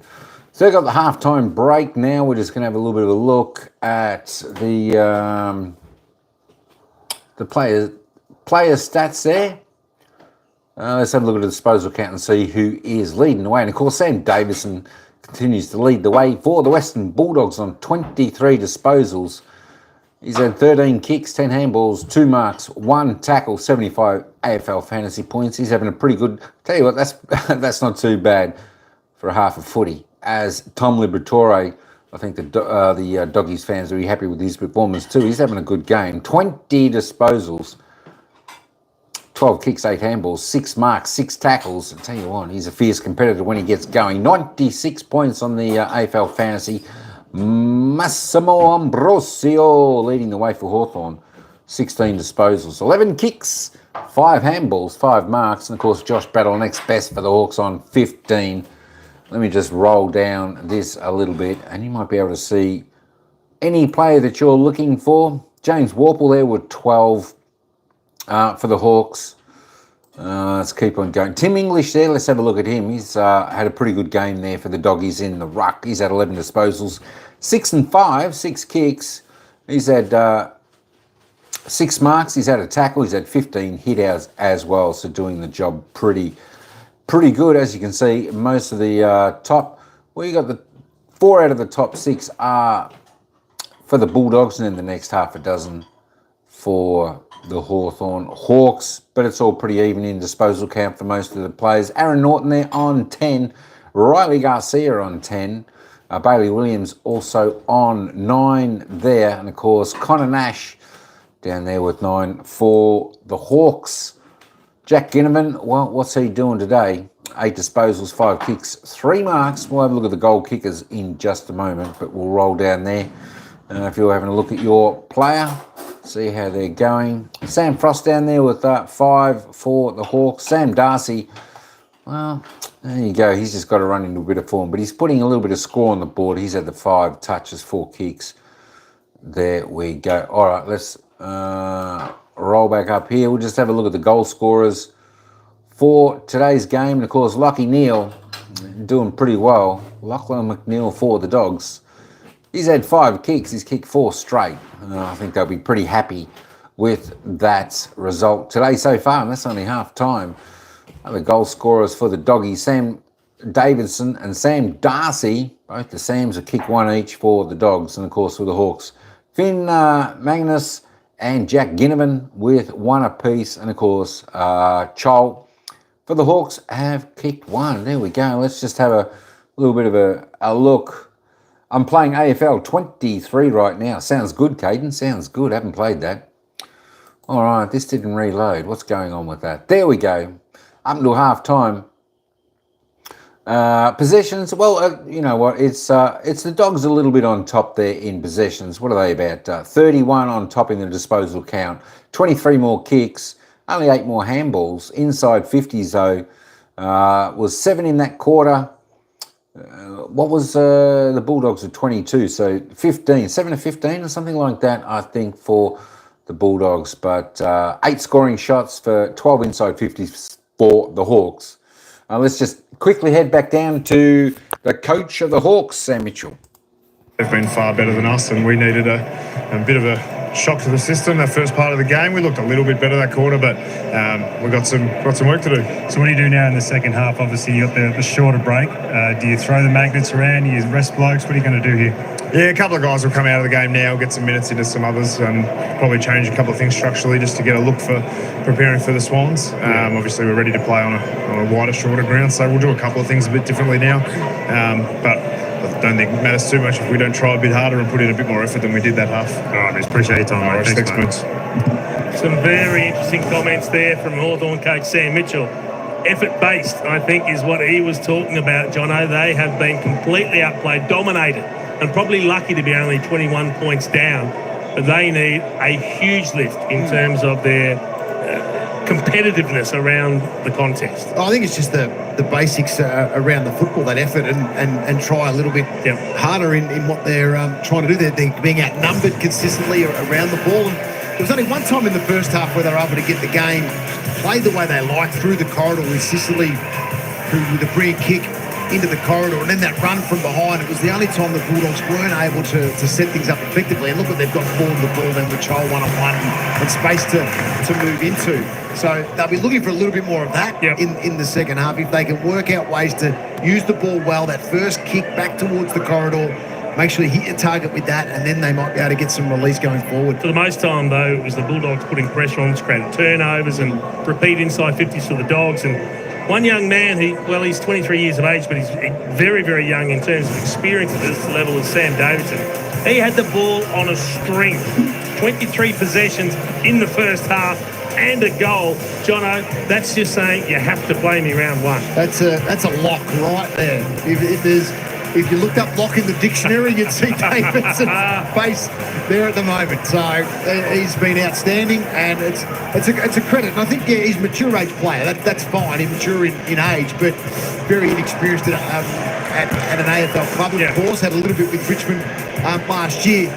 But I like the fact that mature players drafting them rather than getting in the mid-season trade period, because what you get is a full summer to learn the system. And he's a player you can see that is fully comfortable within the Bulldogs system and the way that they're asking him to play. Yeah, he has looked relaxed. He hasn't looked rushed or anything like that. He's handled the ball cleanly, which often when you get those first opportunities, you're a little bit fumbly because you're trying to spend it before you get it, but he's been very composed. And it goes to show how big recruiting is. Richmond probably could use a 23-year-old who was playing in their VFL team last year to get some experience into the group that we saw last night, but he's been fantastic for the Dogs. I don't think they even talked to him, Richmond. Didn't even talk to him. No, he was playing for them. Yeah, not about, being a potential draft prospect. Well, someone at the Dogs has done a good job. Bulldogs led by 10 points at quarter time. They lead by 22 now with a half to play. 3-5-23 to 6-9-45.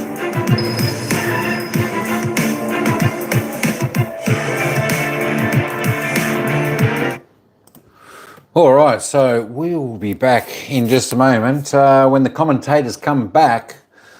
But there we go, as you can see by the worm here, the Hawks jumped out to a good start in that first quarter, but then it's all pretty much been the Bulldogs ever since there. The Hawks steadied the ship a little bit in that second term. Dogs getting one, and then, of course, the Hawks getting one back, and the Dogs getting a late goal in there. What's going to happen in the second half? Who knows? You'll have to stick around to find out, but we should be in for a pretty good second half. It'll be a good test for the players. As I said, it's about 24 degrees. That's hot in anyone's language. It's just cooled down a little bit. So we'll see. All players look pretty hot out on the ground. Of course, they can sort of get through the first, second quarter running reasonably well in that heat, but the third, fourth quarter will certainly, it'll tell us toll on it, so we'll see who does a little bit better. But as I said, both teams are looking forward to just having a good hit out today. They're not going to be going 100%. As I said, they just want to get through here injury-free. And I think the Bontempelli just had a little bit of a calf there, but the Bont gave the thumbs up to the coach there. So I think, as they said on the commentary, he should be pretty right to get back there for round one for the Dogs, which is great news. Marcus Bontempelli, certainly one of the stars in the competition. He'd be the last one the Doggies would want to get injured, so he's been on the bench since the end of the first quarter, which is, it's a smart move by the Dogs. You've got to look after your top players there. All right, folks, we'll be back not too far away when the commentators come back to give a little bit more of their analysis. And the third quarter, the Doggies by 21.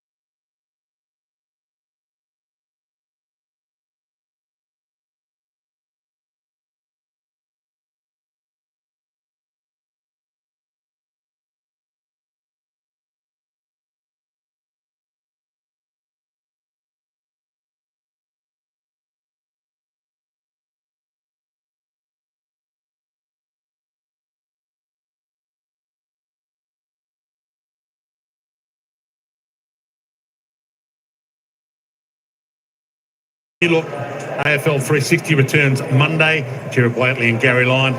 And the rotating cavalcade of former champions on the couch. Look out. Try getting a word in on the couch with Jack Riewoldt hosting, with Louis, with Bucks, with Brownie, with Lee Matthews. How good Lee Matthews? Oh, it's going to be huge, isn't it? They're going to have a lot of fun. Yeah, it is. Jack Riewoldt hosting. Midweek tackle's going to be fantastic as well. Lauren Wood is hosting, so it's a must-watch now. It's my favourite show of the week. That's where I get all my you're little... a gossip man, I know, aren't I get all my little gossipy bits from that. Because I'm not on social media. I love it. I love listening to Midweek Tackle. I'm more of a bounce man myself. But Thursday night and Friday night as well, the big lineups are coming your way. Thursday night, Matty Hill, Howie's back after a great summer in the cricket, and Jared Waitley and Hutto leading the team on a Friday night. So look out Thursdays and Fridays as well. Yeah, regular guest appearances on a Thursday night, I'm led to believe. Messrs. Betts and Johnson apparently providing classic pieces of entertainment playing. I look forward to those. So do I. And Should be fun. Brought Kath Lachlan back to host Super Saturdays as well from WA. So looking forward to being part of Super Saturdays myself. And then Bounce returns Sunday, March 9. So what are we going to get from Bounce this year, Chief? Well, as long as Gazy's on it, you're going to get laughs because the man is a walking comedy festival. It's his reactions to everything that goes on. But we'll have a lot of fun. Yeah, it's going to be fantastic. That's the new look lineup. And, of course, First Crack returns Sunday, March 9 as well. With a new Jake host, Clark hosting. Yes, so it's going to be fun with Jay in the middle of those two boys. On Fox Footy, bigger and better in 2025. Great to have you with us on Fox Footy tonight. The second half from Launceston comes your way next.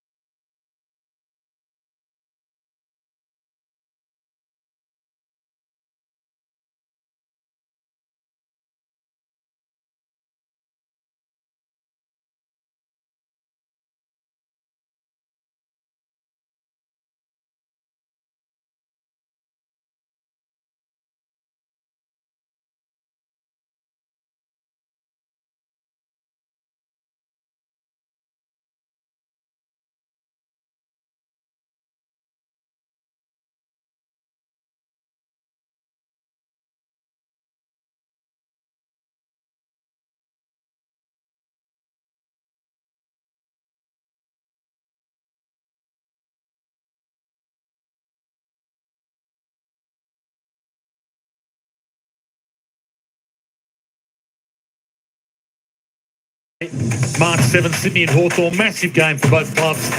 Sydney coming off a horrific grand final and Hawthorn coming off an outstanding 2025.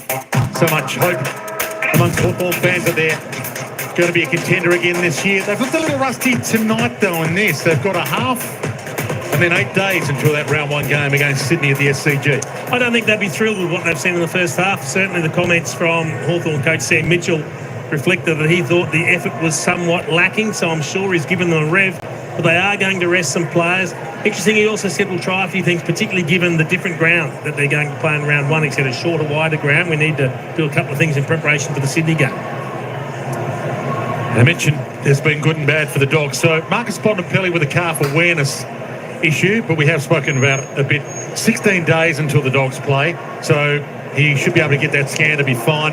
And if it can often be 3 weeks, so he will need all the symptoms to disappear very quickly to get the perfect prep. Well, he will be under protocols now because the Bulldogs have officially confirmed that it is concussion for Vandermeer. Okay, so Hawthorn playing in 8 days. Dogs have 16. We're underway.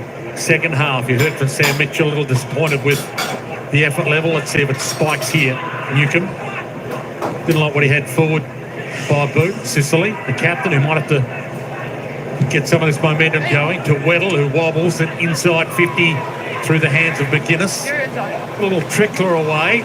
Chol, good tackle. Ginnivan. Well, the Spark man can't kick the goal either. It's a good start though. He asked for effort and a bit more energy when he was talking to Cam Mooney, Sam Mitchell, and he's getting it early on. Frazier and O'Donnell combined. It wasn't the required distance, but it worked well. English, who's had a good afternoon. To Gallagher, who's looked pretty good too. Gee, that's a good kick. Kennedy, first game in the Dogs jumper, and that's Artie Jones. First time we've seen him. Davidson has been the star of the show.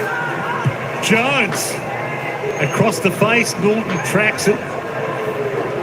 And is content to see it for a ball in. I've got to say that was clever from Davidson again, because he knew I think it was English who was ahead of him, just to tap it and get the ball going forward towards him. Darcy. Yeah, I think it was Darcy. Very, very clever.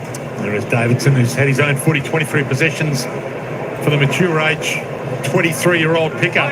Picked 51 in last year's draft and was with the Tiger reserves, and they didn't really want him. Day gives it off. McDonald hands it to McGuinness.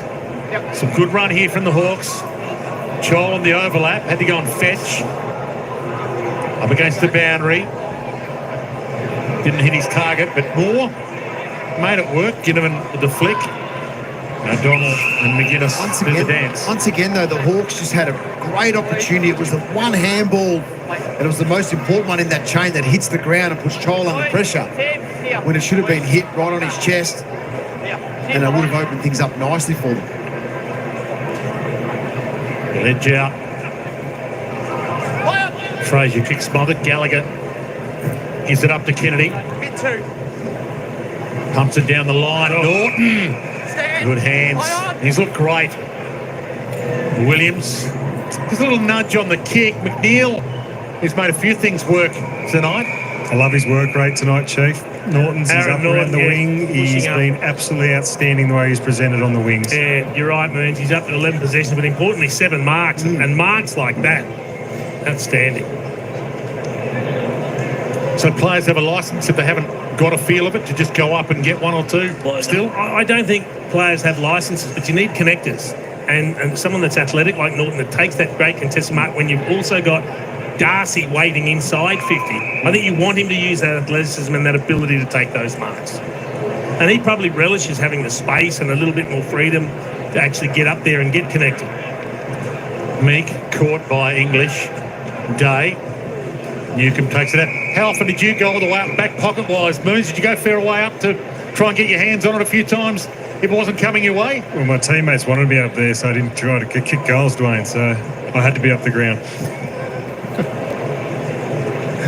Meek, front spot, English with him.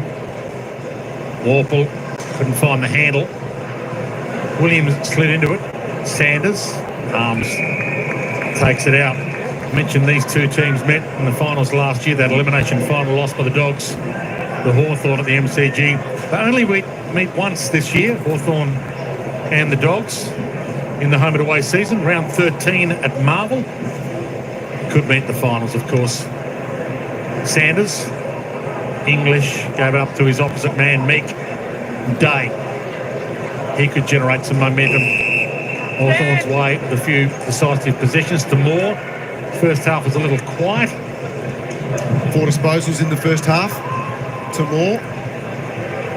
Scrimshaw. He's already doubled it.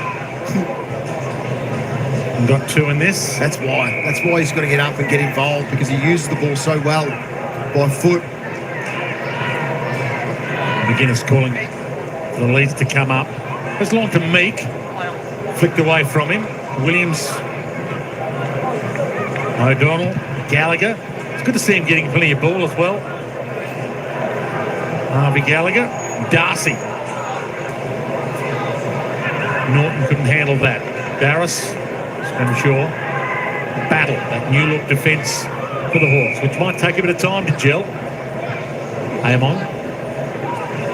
Warple. Open side. He's got Newcomb on the run. Left it for Morrison. Thought about giving it. Does give it. Sicily. Hearted down by Jones. That's ball.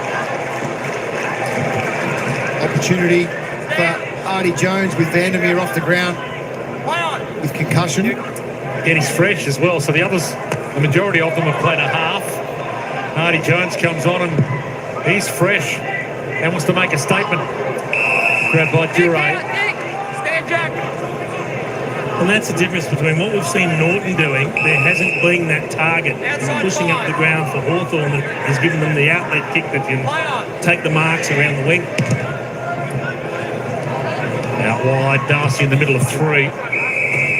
Mentioned the season start for the Bulldogs. North Melbourne at Marvel, Collingwood at the MCG, then Carlton at Marvel. Big start for the Dogs. The Hawks have Sydney at the SCG, then Essendon, and then also play Carlton as well at the MCG. Plenty to look forward to in the opening stage of the season for these two. Newcomb, flick over his head to D'Ambrosio. Amon, not a lot of room to move. D'Ambrosio found some room where there wasn't a lot. Gave it to Newcomb. Dumps it out wide. Moore having an impact. He ignored the wizard. Handball option was there. Goes to Day. Put a little step on, but Croft was wise to it. Warple. They have lifted their rate, Hawthorn. Day. Morrison along the boundary nicely. And good opportunity for McCabe as well to have an impact here. Well, McCabe's come on as a fresh man. So he went inside 50. Duray caught by Watson. And the Hawks have plenty. Inside 50 waiting for it. Ginnivan gave to Moore, gave to Warple. And he sneaks it in.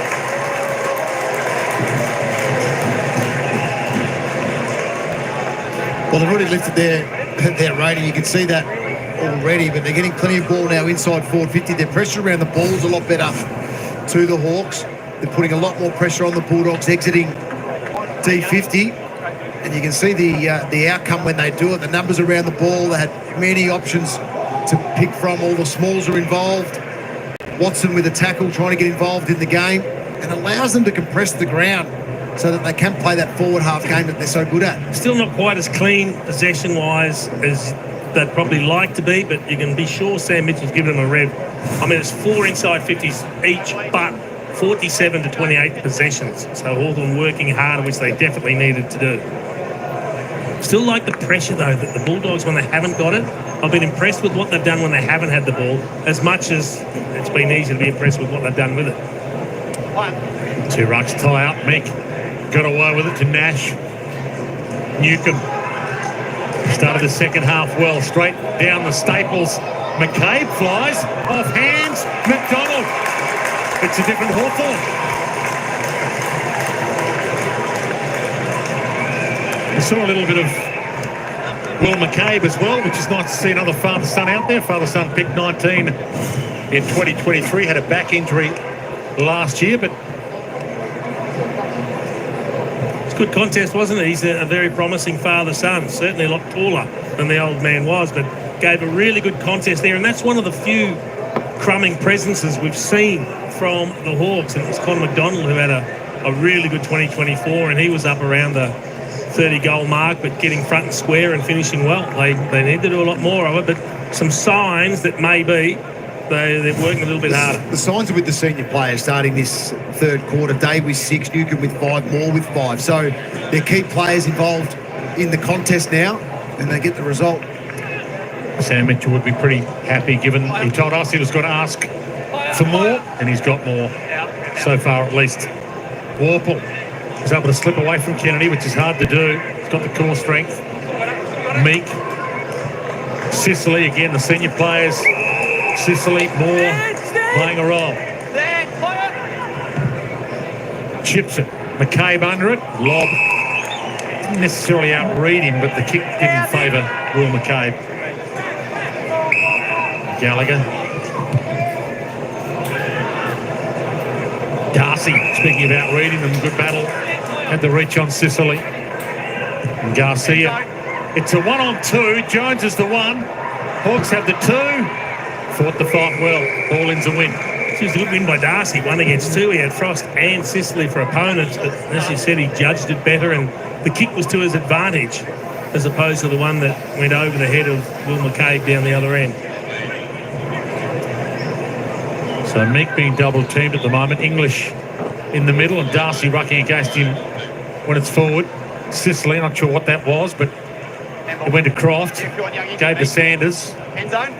Bramble doesn't quite bend around enough. Bit stiff as a ruckman when your opposition ruckman sits back and you think, I'll get a forward here that I have an advantage over, and you're up against a bloke that's even taller than him, Sam Darcy. Weddle. Scrimshaw. Mid 2. It's a 2-on-2. Lob got up there on McCabe, knocked it down. Moore had a piece of it. Ginnivan found it.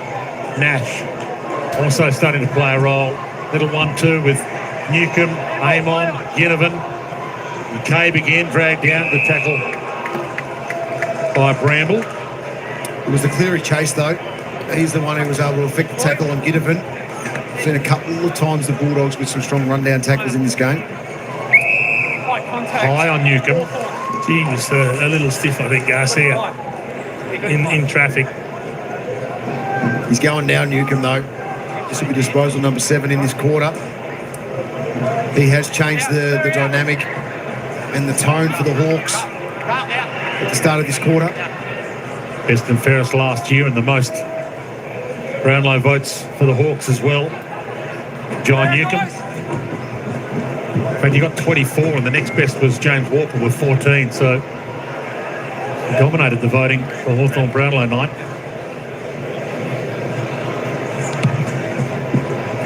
Struck that pretty well. It just bent away last second. There was a time when 24 would have clearly won your Brownlow, Dwayne, but it got him halfway this time around.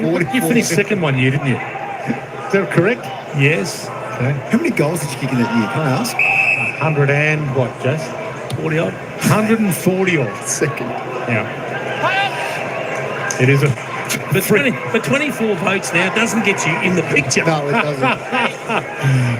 Ball wide. There are a few extra games these days, I suppose, or a extra game, at least. More in the pocket. I don't think we'll get anyone kicking 140 again in a hurry, though. Jono, what do you reckon? It's a very different game. 145. 145. Yeah, there was a year when 3 players kicked over 100. It was a crazy days. More. This is to the near side. Still a nice kick from Moore. Good contested mark as well. He's used his body well in the marking contest in this third quarter. Forward line will change a little for round 1 for the Hawks because Blake Harbour is expected to play forward in round 1. He won't be a defender this year, early at least. Well, he's such a good defender, but they've got an embarrassment of riches down back, and they have the luxury of playing Harbour forward because he played a lot of junior footy there, and he has proven to be a great foil in the forward 50. And then later in the year, maybe Mitch Lewis and Cal Shadir play a role in this Hawthorn forward line as well. And the other thing is, do they swing Sicily from time to time, maybe to give the opposition a look at something different? Connor McDonald takes some time. End zone. Heads wide, and they have sent Battle forward, or Play on. this has got a piece of this. Yeah. Nash, Ward, so he's now come on, spears it nicely to Connor McDonald, who's coming off a pretty good season last year as well. Kicked 28 goals, 19 last year, 6th in the best and fairest.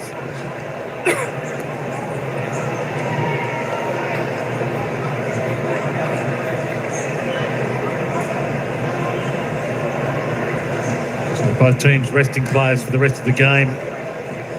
Now it's 18 +4 really. You've got the use of 26 players with unlimited interchange in these games. And McDonald splits the middle. Game on. Yeah, and they're often, you talk about the interchange, Dwayne, they're often the days where you were desperate to get a tap on the shoulder, Jono, at half-time. Oh, yeah. You can sit out the second half and just worry about what's coming in a week's time. Sure, well, you love that tap too. It was really nice to get. But the Hawks in this quarter alone, Jason, have doubled handball receives on the Bulldogs. So that overlap run, the ability to use each other, Again, dominating possession, double possession as well. All part of work rate, John. That's what it is. Which is what Sam Mitchell made a point of, and he looked a little bit frustrated when he spoke to Moons at half-time. He said, almost sarcastically, yeah, a little bit of effort would be good. Well, I think the other coach has got a little bit frustrated, Chief, because he's down on the bench at the moment too. He's just walked past and not happy with, I guess, how the Bulldogs have started this third quarter. Joel in the ruck now for the Hawks, so they've changed up, given Lloyd Meek a rest. Darcy in the ruck for the Dogs, wins it to Liberatore. Sicily with the fist. Aim on court. He manufactured a kick after a fumble. Good attack from Duray. Kennedy. Liberatore tried to fend off on Weddle and lost. Oh, I thought that would be holding it because we had the chat during the week, and if you go to fend, it's classed as prior. What I do like their intention is to interpret that because a lot of the time you see, oh, that's incorrect disposal, you just expect a free kick. But if the player hasn't had prior opportunity, it won't be a free kick, regardless of whether he gets rid of it correctly, because he only has to make an attempt. Gallagher got there to make a contest. Second effort was good to Williams. Harms. Norton got there late, but got it. Gee, he's getting better as the game goes on. Sam Frost thinks he got his hands on it first, but you have to pay that. You have to pay that. It's a good attack on the footy. Took it at the second or third attempt.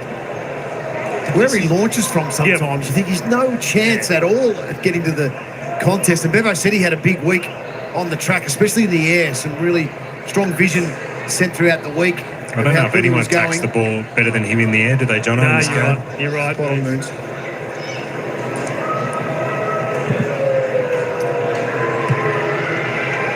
Could he be in for an All-Australian year for the first time in his career, Aaron Norton?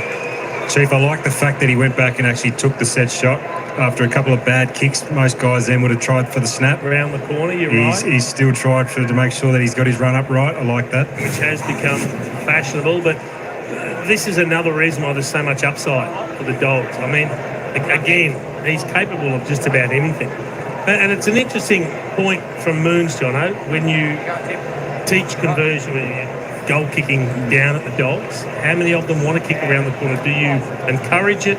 No, not too many at all. Do it? They would, but not too many do. Most are that like the traditional approach to their set shot. So that's been the main focus over the last 12 months with them, with the little bit of work I've done.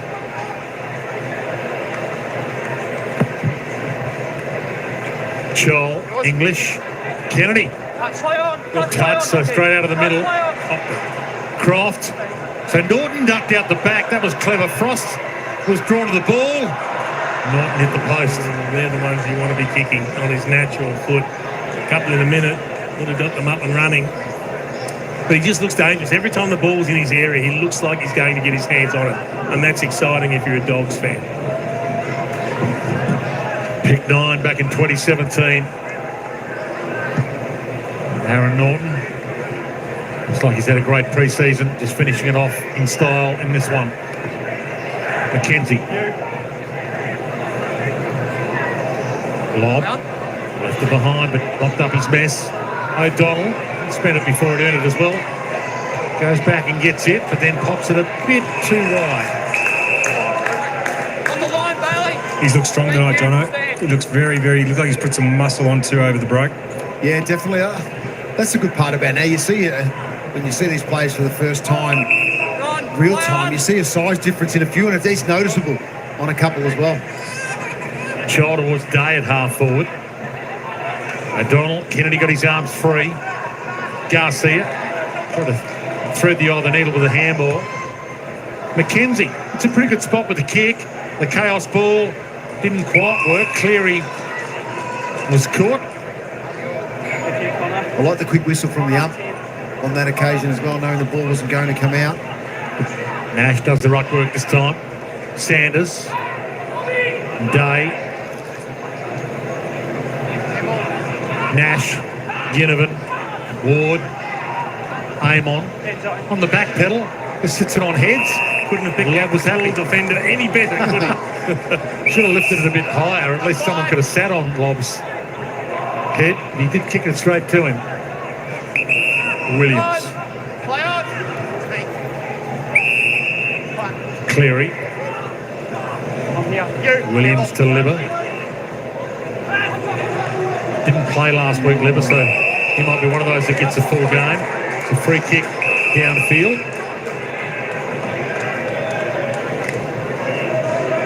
Again, Marcus Bontempelli off with calf awareness. We're told that he'll be okay. And Latham Vandermeer off with concussion. Dolan. Lob. Underrated field kick. Lob, Jono, isn't he?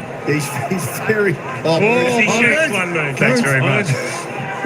Liberatore got it up just in time to Kennedy. Nash. Ward. Oh, slick from Newcomb. Amon. Hawthorn ball, and they could almost... Well, they could have let that one-on-one happen, but they won't. It'll come back. Newcomb's ball. I was about to back you up, Moons, but then I saw the ball drop. Sorry, I turned on you. Gee, thought we were a team up here. Always the way, isn't it? Always. Out wide. D'Ambrosio.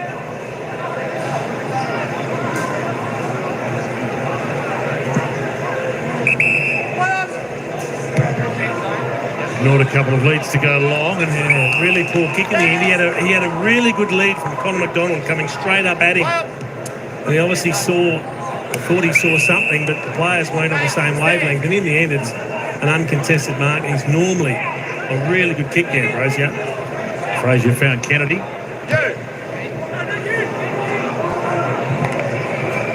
Meek. Weddle. All the way back to go forward. Battle. See how they use the corridor. It skims its way to Morrison.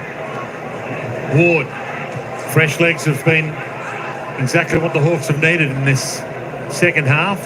Back to Ward. Back to Morrison. He launches. Dogs have plenty in defence. Must mess each other up. English and Lobb were both there. Bounce pass. Day. Ran into Libba. Handball wide from Cleary. Downfield free kick. West Bulldogs. Downfield free. Dogs ball. Taylor Gerard, your free kick.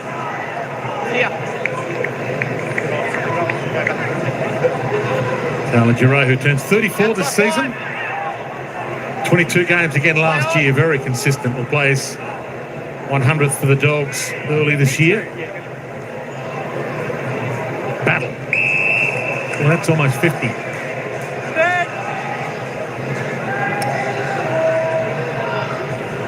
Strapping on that thigh. Norton. Well, he protected Dolan. He wasn't quite on the same page. They get away with it, the Dogs. Norton. man who dominated the first half, Sam Davidson. That's his first touch for the quarter. Wow. It's under that. Kennedy had a big piece of it. Then Liver had a big piece of Mackenzie's head. Great smother. Stayed in the game. Kennedy goes in hard, floats it around. Sicily, was caught in two minds. Changed his mind, but he'd already said, I do. Scrimshaw sees it out. Made a couple of horrible mistakes, James Sicily, today. Just a little bit too casual a couple of times. Still doesn't look like he's got a smile on the face, Sam Mitchell, although the effort has been better in the third term. Not sure Sis is all in on this game, Chuck. Just thinking about maybe next week moves. I think so. He's the captain, though. He's got a... Yeah. Well, you look at Nick Dacos last night. He played like that was a grand final. He doesn't know anything but 100%. Fun player to watch too, isn't he? Nick Dacos. Talking about conversion last night. How good were the pies? 21 at one stage.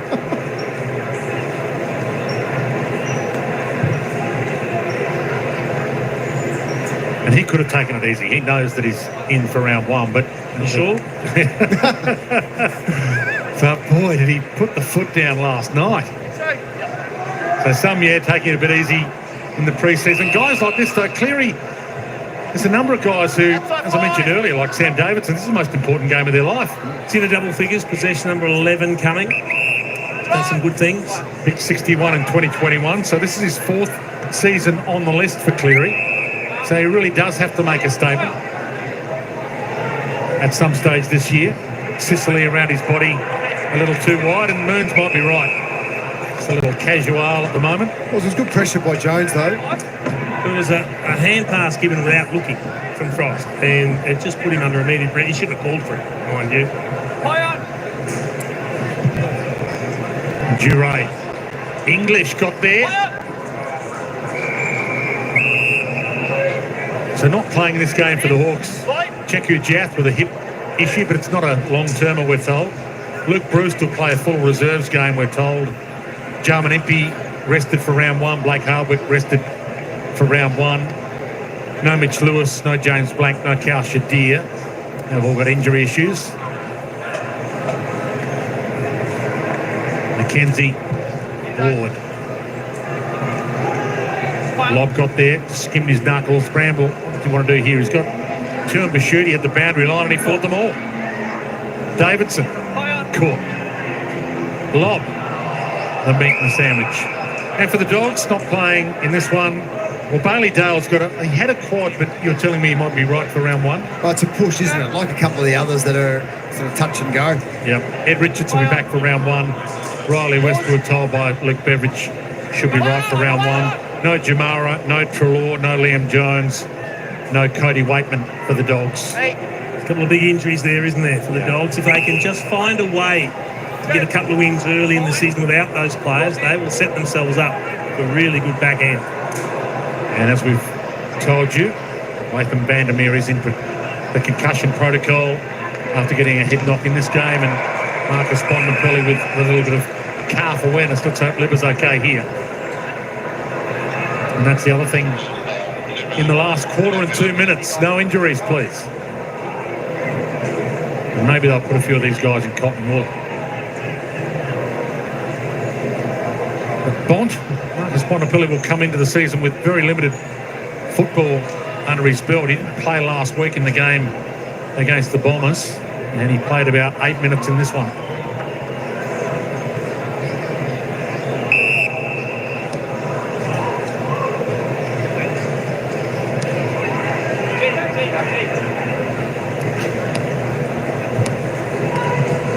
Day.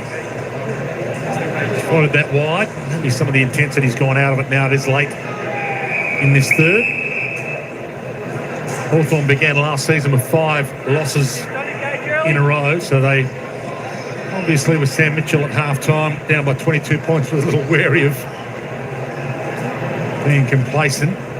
They did make the finals, of course, after starting with 5 losses in a row. It is a marathon, and Lions prove that as well.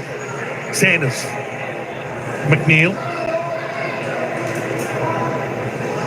Weddle couldn't mark that. Norton crumbed it, then always threw it. Davidson spears it through traffic, through hands. D'Ambrosio. McDonald. Got a minute to play with. D'Ambrosio.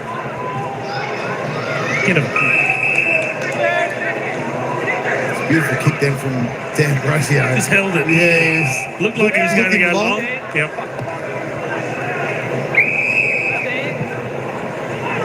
We'll be happy just to run out the clock here. The Hawks, if they can, chip it around. Battle. Crunch. So a mark's been paid, but obviously it wasn't a mark because you can't play on from a mark. Dolan inside 50. Barris. That's how he started this game. 2 marks in the opening term. Lost a bit of blood. It's the battle. Bounced it dangerously. McKenzie inside. Still some seconds for Walker to play with if he's interested, and he does. McDonald. Seconds ticking. Good attack from Lobb. Weddle. Caught. Needs to get a kick away. I reckon it might count. I reckon it might count. No score. That's the end of the game. We might have to go to the video. Luckily it won't matter.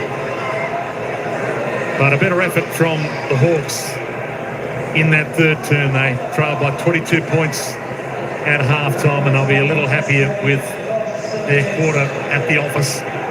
6-8, 44 to 7-11, 53, all working our way to round 1 and opening round.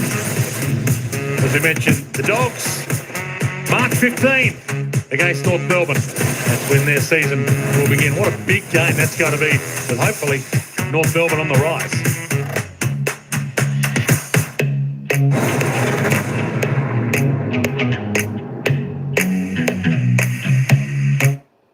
It's DIY time at Repco, so get your tools ready. Trade in your old car battery and save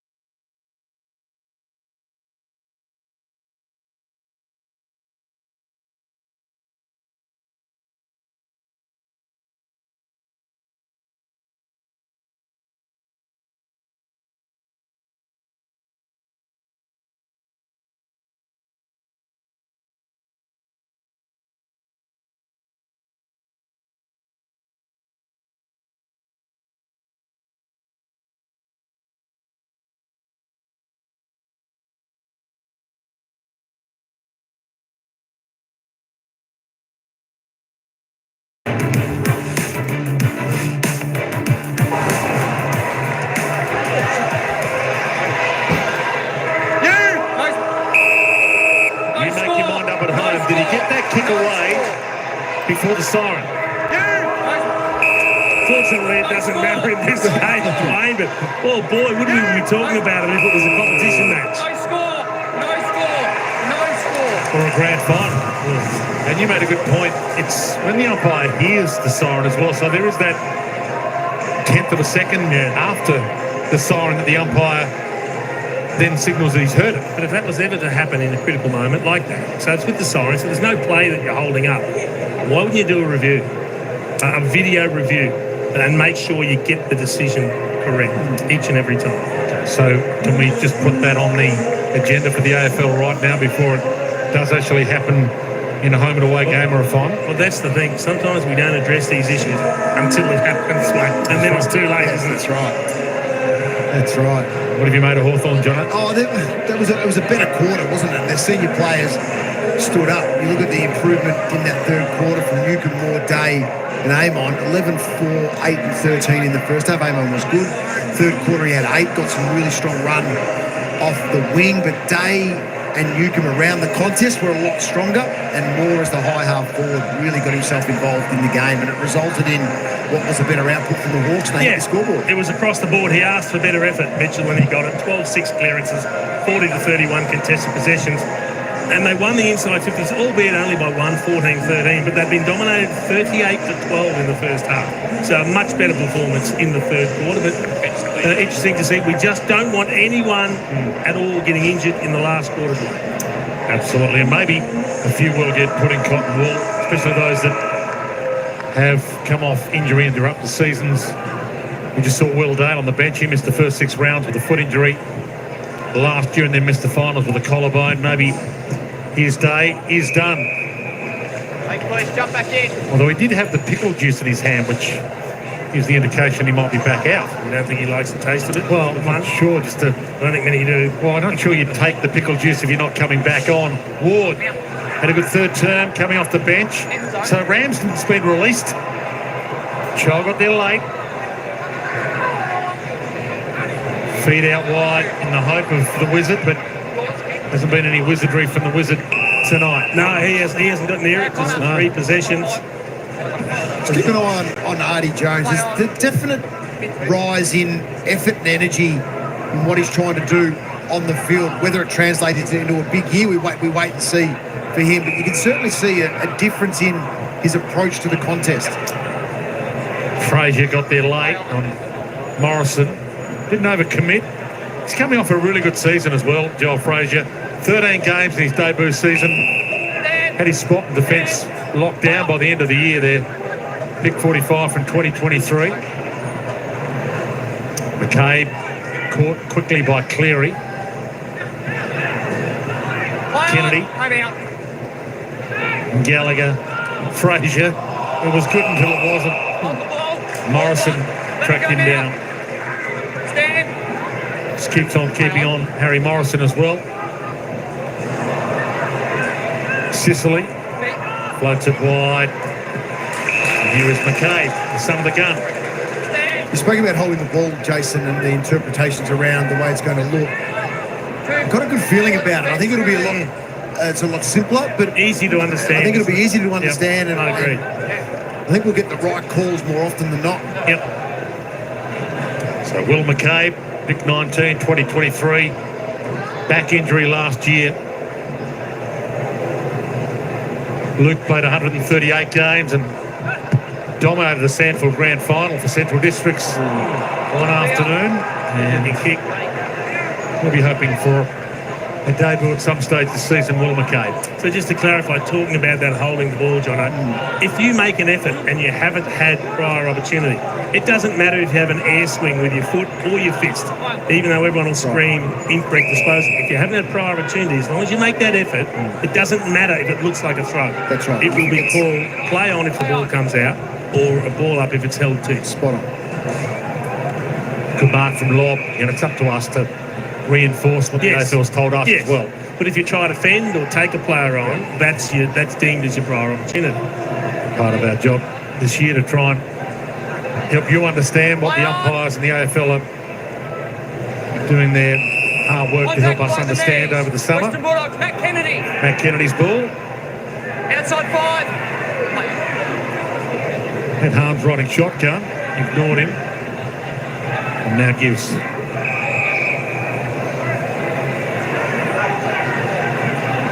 traded by Carlton for pick 38, Matthew Kennedy, and he's had a good afternoon at the office. Darcy got it. No, dropped it last second.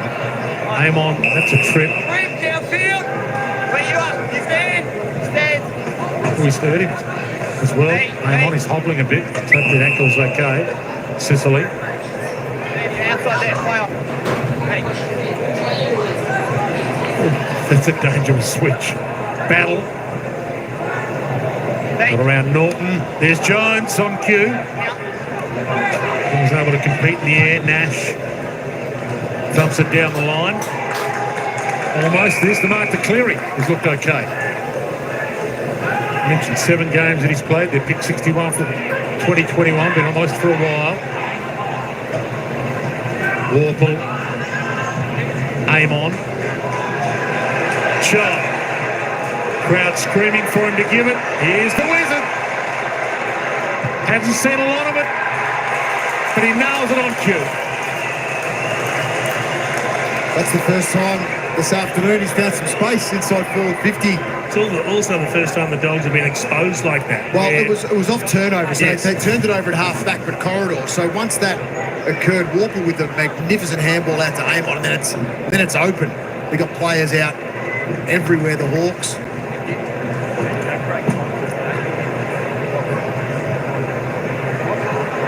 It was a good finish, Jace. He hasn't had a lot of it, but you can hear the roar of the crowd. Yeah. They want to embrace him. They love the antics. They love the celebrations. They love it all.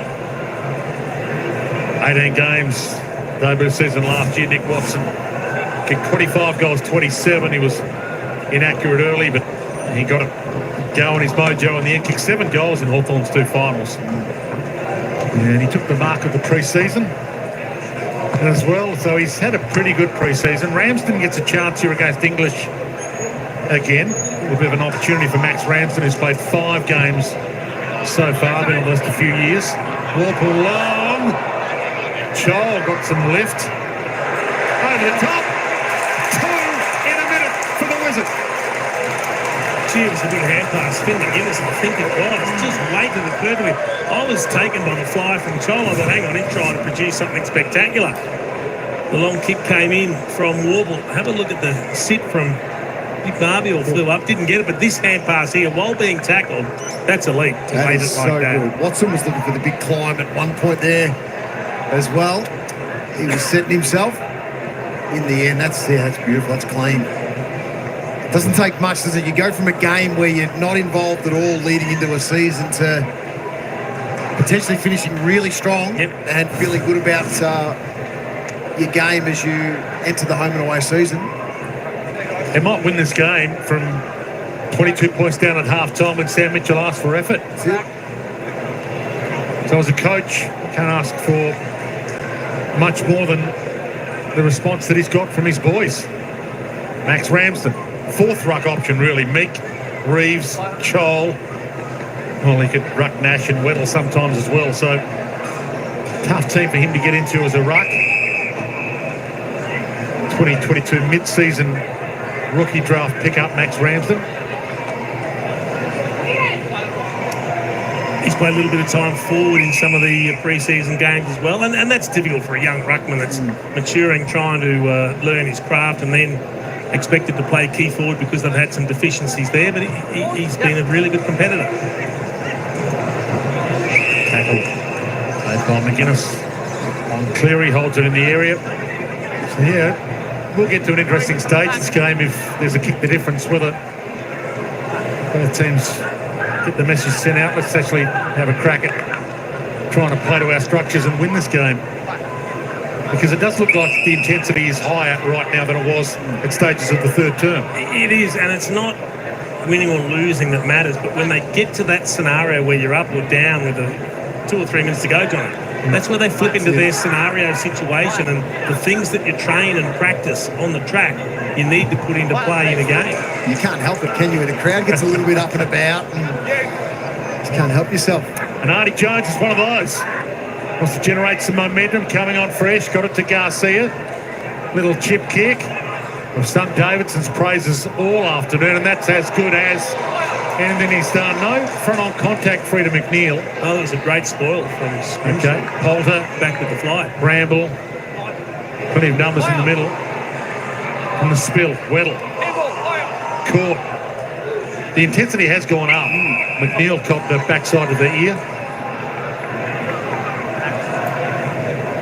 4-goal afternoon at the office for Lockie McNeil. Most of his touches in the first half.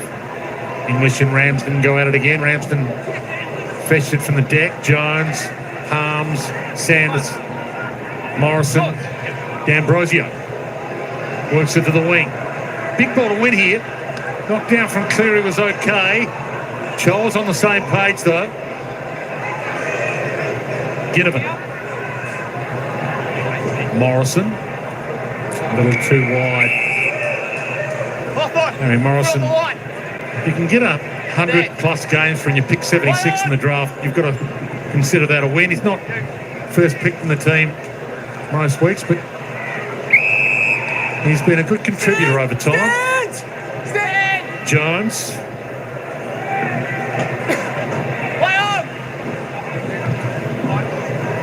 Pumps it. Norton. Great second effort. And good third effort. Poulter. Holding the ball. Had time. Wrap around tackle by Walker. Was brilliant to Ward. Dogs have threatened to take the lead back, but the Hawks on the run now. Sicily. Finn McGuinness. Bounce to size it up. Chol. Big fist. Great fist, really. Just the wrong option in the end, wasn't it? He just had to go short to Watson. It's done okay, Donald. There's a spot in defence with Liam Jones out injured and sent Ryan Gardner on the bench but didn't get a game in this game. One of the emergencies.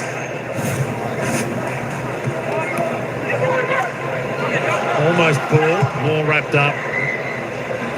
Well, that was a classic. Oh, great grab. How good a season. How good a season is Sam Darcy going to have? Inside with the kick, aggressive. Bramble. Got a bit of hang time. Scrimshaw. Weddle. Sicily. That has worked for the Bulldogs in this game, is that outlet. Jones and Norton. The grab by Ramsden. As that wing connector, the marking ability in that part of the ground. Good mark against an All-Australian quality ruck, although English has played the whole game. Ball hits the deck. Day down on one knee. Gave it back up. That was Bailey McDonald. Played a couple of games for the Hawks. We're in the 42. Poulter feeds it on. Croft feeds it on. Norton. And it's game on again. Good pressure creating turnover again. We saw a lot of that in the first half. The big fella, the big young ruckman for Hawthorn, Max Ramsey's doing some good things, but disposal's a little bit of an issue. He's just got to make sure he doesn't show too much of it. He put Will Day under pressure.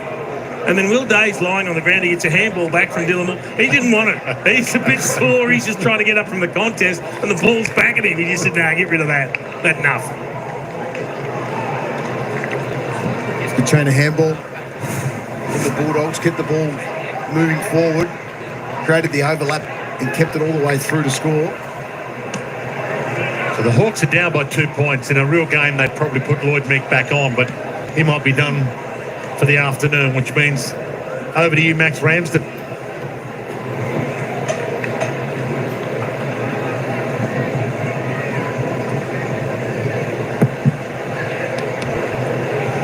Darcy into the middle. Again, the clearance is huge and Garcia gets it. Floats it a little. Oh, there is a push. Yeah, waiting to see the umpire decided to pay it or not. Weddle has a laugh about it. I think he had to pay it. With Darcy in space. Croft went short. Darcy. Oh, his follow-up was superb. Can we sing his praises enough? You just don't see 210 centimetre players do that. Well, he had a kick earlier in this quarter where it was one step into the corridor, which was just as good, I thought. So you're right, he's got the skills. But it's the agility. He made the space. Colin Nash got back, couldn't take the mark, but the ability to jump onto that loose ball and then snap around the body. Big blokes don't do this too often. That's really, really good to see. Just capable of just about anything. Dogs have played finals 5 of the last 6 seasons under Luke Beveridge. 7 of 10 seasons, including the 2016 flag. This is the 11th season that Luke Beveridge has had this team. He's the greatest Bulldog coach of all time by games coached, and he's got the premiership to his name as well. And he's got Marcus Bontempelli in cotton wool for round 1. And the Dogs are not out of the equation. They've found a couple by the looks of things in this game tonight. They've got a few that look like they've grown over the off-season, like Sam Darcy. They've picked up a couple of good ones. Matthew Kennedy, one of those, and Norton's had a good night at the office. Yeah, he's just got stronger and stronger as the game's gone on. This is the one you'd love to see him go back and kick. Just take the responsibility, give him some breathing space. He's signalling all sorts of things. Maybe not sure about the distance. Doesn't have a lot of shots from this far out. He was signalling, I want to pass to Darcy, and why wouldn't you? That's the pass to Darcy. And that's where young Max Ramsden's got to understand who you're playing against and what's likely to happen here. Where's the dangerous space? It's difficult because you're back for the long kick. But we see that set-up kick so often. It doesn't work all the time. But when you're on the same wavelength, Norton's just going to pull the trigger at the precise moment Darcy reads it and moves early to get there first up. Just a little block on Ramsden, wasn't there? Just enough to create some separation. Probably needed to be just in front of him. I know it's only pre-season, but yeah, we just can't unsee how good Darcy is. Once you've seen how good he is, it stays in your mind. You can't wait to see the next Bulldog game. There are so many players in this competition, Glenn, that you just want to watch play, and he's another of them. I mean, there's multiple players at all clubs that just make you enjoy the game more than you ever thought you could, and he's going to be one of them for so many years to come. Really liked Aaron Norton's game too. Moon's mentioned him before. So he's up to 17 possessions now. 9 marks, kicked a couple himself, an assist or 2. Just got caught napping. Young Max. They've both just come off for a rest, boys. So whether we see them again, whether Bevo's put them in cotton wool now for the rest of the night, or whether they come back out and make sure they win the game. Do you deep heat the cars if you're coming back on, or if you're done for the night, you're not deep heating them, are you? You would think so. You think you come in 9 minutes to go, but like you said, you don't want to lose someone like him late. McKenzie to the wizard. Ginnivan. So the game's gone up a gear. Joel goes off the deck, hits the post. The bizarre and the beautiful. Hope you're enjoying it on Fox Footy. This is a bit of fun. We've got 9.5 minutes left, and we'll see who wants to win it. Duray, Weddle.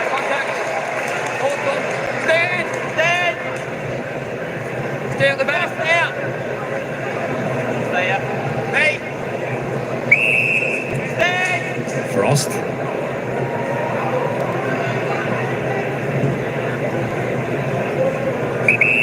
Play on. Calms things down a little and then heads long. Who's going to fly? Well, no one in the end. Ramsden, they all looked around at each other. That was weird. It's a small ball forward line in a way for the Hawks as well. Ramsden drifted down as the ruck, but it was mainly smalls around that contest. Arms. McDonald, well, he braced for the contact, and Garcia wrapped him up.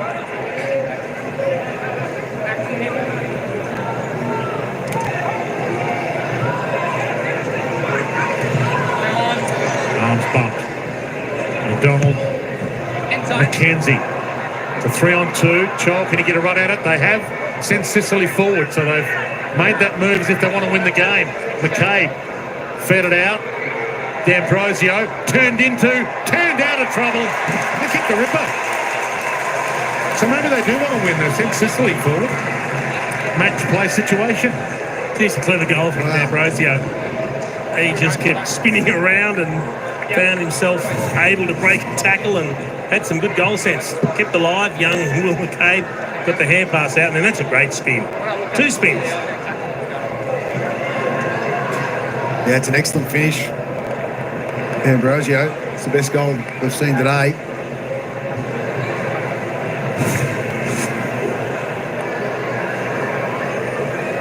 He's so powerful. He's uses the ball well. It's been a great pickup. Yeah, it's been an awesome pickup, and it's and you know that he will back up what he produced last year. Another you can see that already. Finished top 10 the best and fairest. I thought he might even have finished a bit higher than he did, but an outstanding season. Looks like he's ready to back it up. Warple, good high. Stand. 7-point margin. And crowd's enjoying it. Good on. Play on. Late afternoon, beautiful evening in Launceston. Thumps it, Charlie's target. English got there. O'Donnell. Oh, he didn't get a hand on it. So a free kick. I reckon he's stiff. I reckon he got a handball on it, but the handball was smothered as he put a fist on it. A couple of Hawks players wanting this here. Sicily and Moore were desperate for it. That's why they wanted Didn't it. go their way. The young ruckman gets it. Sydney gets a fist to the ball here. I thought he did. No. No, got knocked out of his hand before he swung the fist. Sicily had every right to ask for it. He had the hand on the jumper. 5 AFL games, 1 goal for Max Ramsden. In almost a few years. Kicked it like a ruckman. Yeah. Did he have prior opportunity? Yes. Yes, he did. That's the only thing that matters in those That's right. instances, isn't it? 6-point game.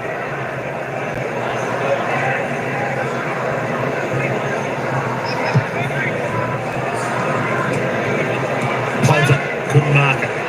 Warple inside. Nash. Warple should kick this. On game day, in the home and away season, he's been kicking those most of his life, the Warpedo. It's amazing how the competitive juices kick in, isn't it? Even in a cracky game where late, everyone just wants to win.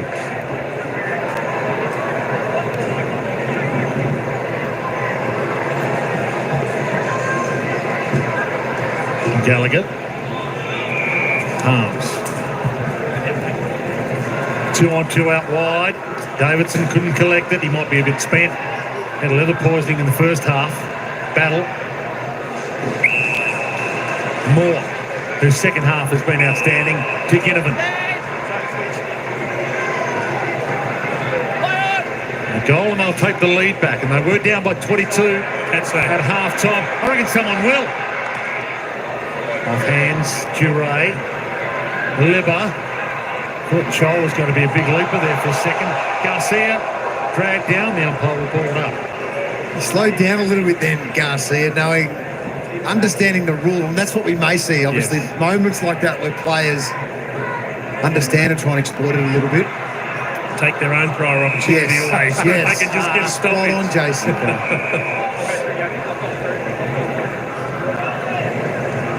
Frazier.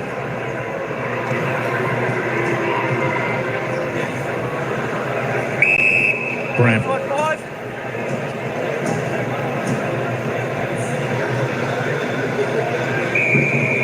Jordan Croft. Dangerous kick. Put Frazier under the hammer, but he was good enough. Bramble down the line and wide. Poulter crashed it. Battle got it. Nash. Morrison. D'Ambrosio. She's a good kick. He's a great kick. Moore turns and goes and launches. Goal square. Chol over the back. O'Donnell. Good grab. Crowd's enjoying it.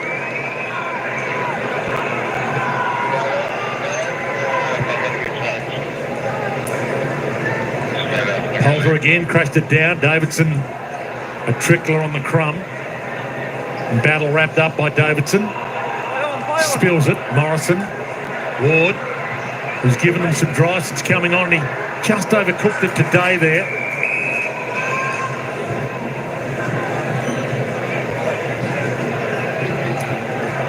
starting to get to that scenario territory, isn't it? Just under 5 minutes to go. Once it gets to 2 or 3, you see the strategies that teams employ, whether you're just behind or just in front. There's been a few on the pre-season manufacturer match sim drill to replicate this. Well, they've got it, and it's real. Joel flies, the Wizards lurking. Croft, beautiful sidestep.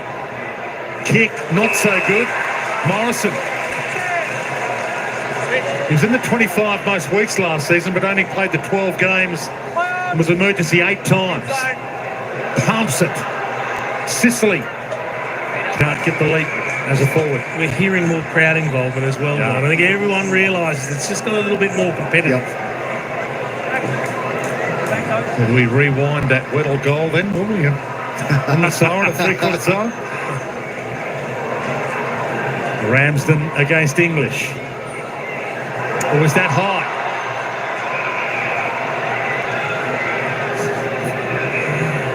The intensity has gone up. The players are playing for keeps right now. This is fun. Ramsden. English. Moore. Bramble had him. Wrapped him up. The shrug for Frazier. Nearly lost it. Liver. Gallagher. Everything under pressure. Through the hands of McGuinness. And a high free. Garcia accentuated it. Let the umpire know about it. And the extra mayo did him some good. Fire about 15! Gallagher. That was dangerous. It was more than dangerous. It was to Frost. Frosty goes inside. McDonald has got some pass targets. Ginnivan. Nice. Here we go. He didn't go for home. He knew he had his partner in crime out there. The Wizard. But he owes him one from earlier in the game.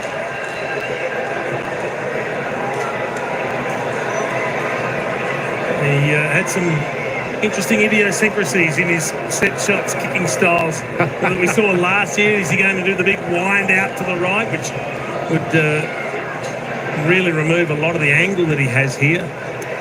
He won a game down here for Hawthorn with a big goal last season. This is a perfect match replication situation for the Wizard. Well, he ran straight, but then just a poor connection with the boot. The goal would have given them the lead with 2:52 left. And because it's pre-season, he can have more of a laugh. So we're now in that scenario situation. So both teams will be looking to practice what they do in tight situations in the last minutes of a game. Whether it's milk the clock, keep possession. Jones! Good lead. So slow it down. Try to find uncontested ball. 50 metres. All of that. It was a very good call on him, Jono. He's been very exciting since he's come on. Yeah. So second half against the Bombers in that practice game, he kicked a couple of goals and was lively then. That's a big year for Artie Jones. So it's good to see that you can see a change in the way that he's trying to approach the contest and the game. And I think it'll hold him in good stead. Just the one game last year after 13 games in 2023. Hits the pocket. Darcy's down there. Norton down there. Potter was the man who got a hand on it. Early leap allowed to go. Jones tracked it down. Croft inside. Williams. Back to Crofty. Gone. Caught. The Wizard let him know about it. Just to remind them it's only pre-season, will you? They want to win this. Can't be advantage. All right. So quiet first half for Watson, but boy, has he sparked them in the second half. Day caught a bit of turf, so the umpire told him to go. That's a good grab. So Cleary, one of those that is trying to establish himself. There's a nice moment there. Been impressed with his game, coming up for possession, number 17, but he's done some good things. Won some good one-on-one contests. No, but it's not just what you do, it's when you do it. McGuinness, good grab. Still a chance for the Hawks to steal this late. They were down by 22 at half-time. Scrimshaw, Ginnivan, Weddle on the run, as he loves to. Crowd right into this. D'Ambrosio to the lead, the dive. Frazier, lob. Down to a minute in a 5-point game. Star of the show might finish it all, Sam Davidson. To Darcy, another star of the show. And if he can find his target, Norton inside 50, it'll be over. Norton tracks it, gets it, loses it, golden. Wow. You're right about Davidson. His second half has been relatively quiet, but it's just a little moment where he turns his body in the contest to protect the ball drop and he effectively wins, go back. He wins a 1-on-2. That's right. And allowed the flow to keep going, and Darcy out the back, Norton out the back. Thought he was going to fumble all the way over the line. Which if he fumbled it over the line, it would have hurt the Dogs big time, because the Hawks would have had a quick play on outer side. Everyone stops in these moments where you know your key forward's out and you're going to get an easy goal. We're going to go to the video to see if he was over the line, are we? No goal line technology in the pre-season. They've worked in tandem very well, Norton and Darcy, who's the key forwards. Whoever's had to push up has done the right job, and more often than not, then the others presented. I reckon if you asked the players with 50 seconds left there, if you just want to call it quits, they would have said He's pinged for umpire contact, I think. Wow. But he was in the way of the ruckman getting to the ball. All right. Duray. That was bizarre. So He's out of the game now. Yeah, nothing crazy here. I think if they asked the two captains, they'd say that'll do. Looked good at times again. Riley Sanders heads wide. Norton over the back with the reach.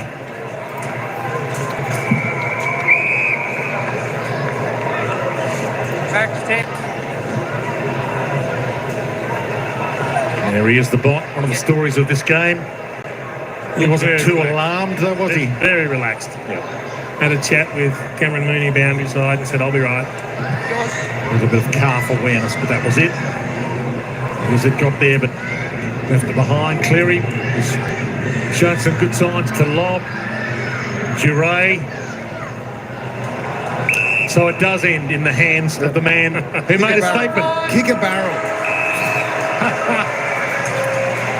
Sam Davidson, 26 goals in the VFL last year. Playing for Richmond, 23-year-old. Picked up as a pick 51 in last year's draft as a mature age player.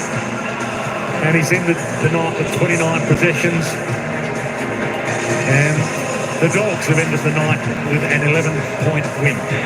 And he's given himself every chance of playing in round one. And to mind you, I think Cleary's given himself a good opportunity as well.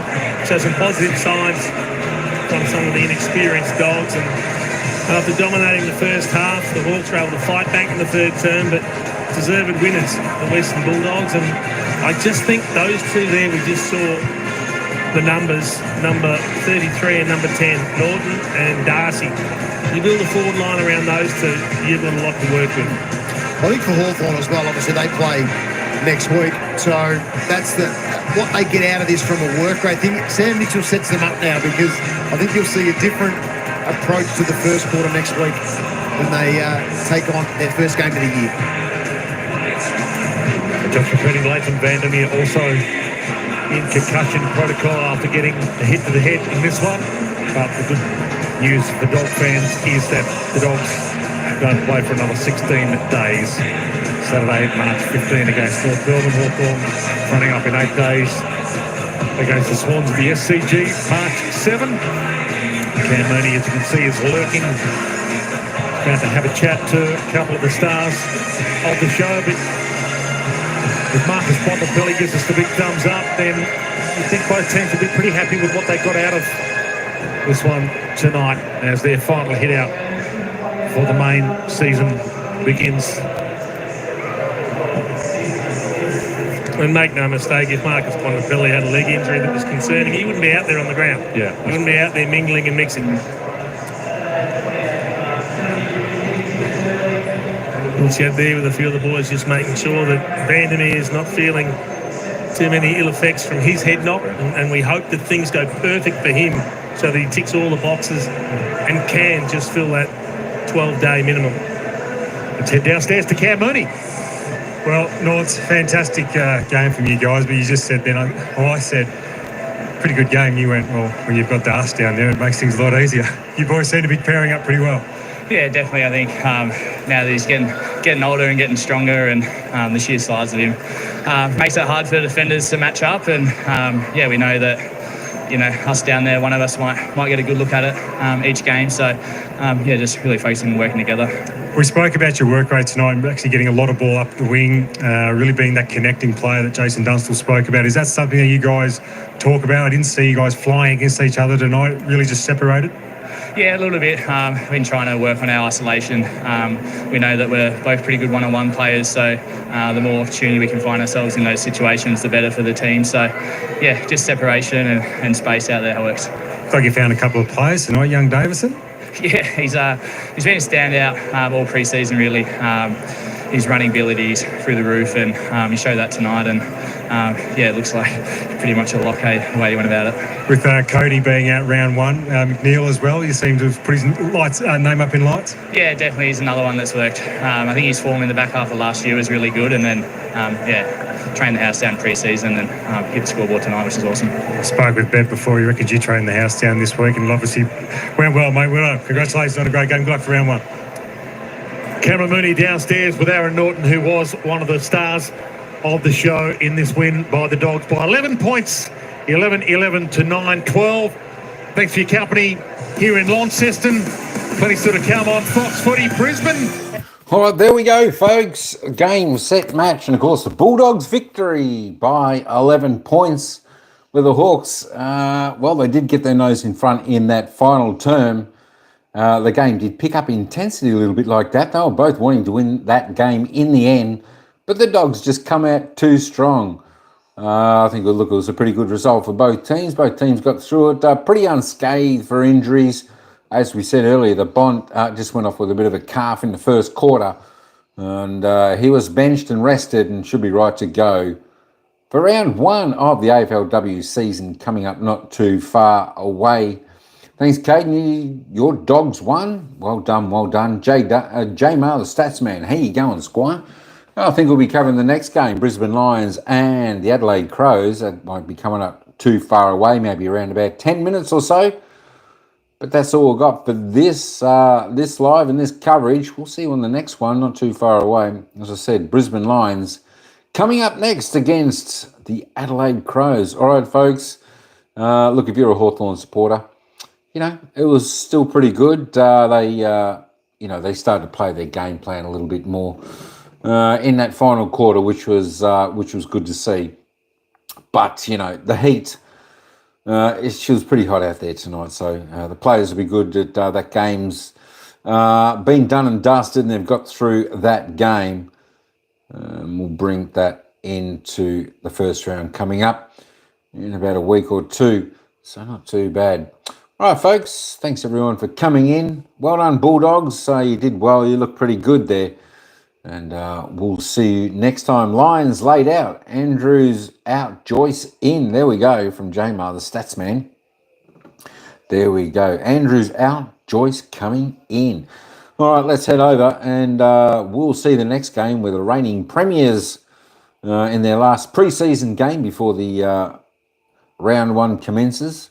So we'll see you over on the next live. All right, folks. Thanks so much. We'll see you next time.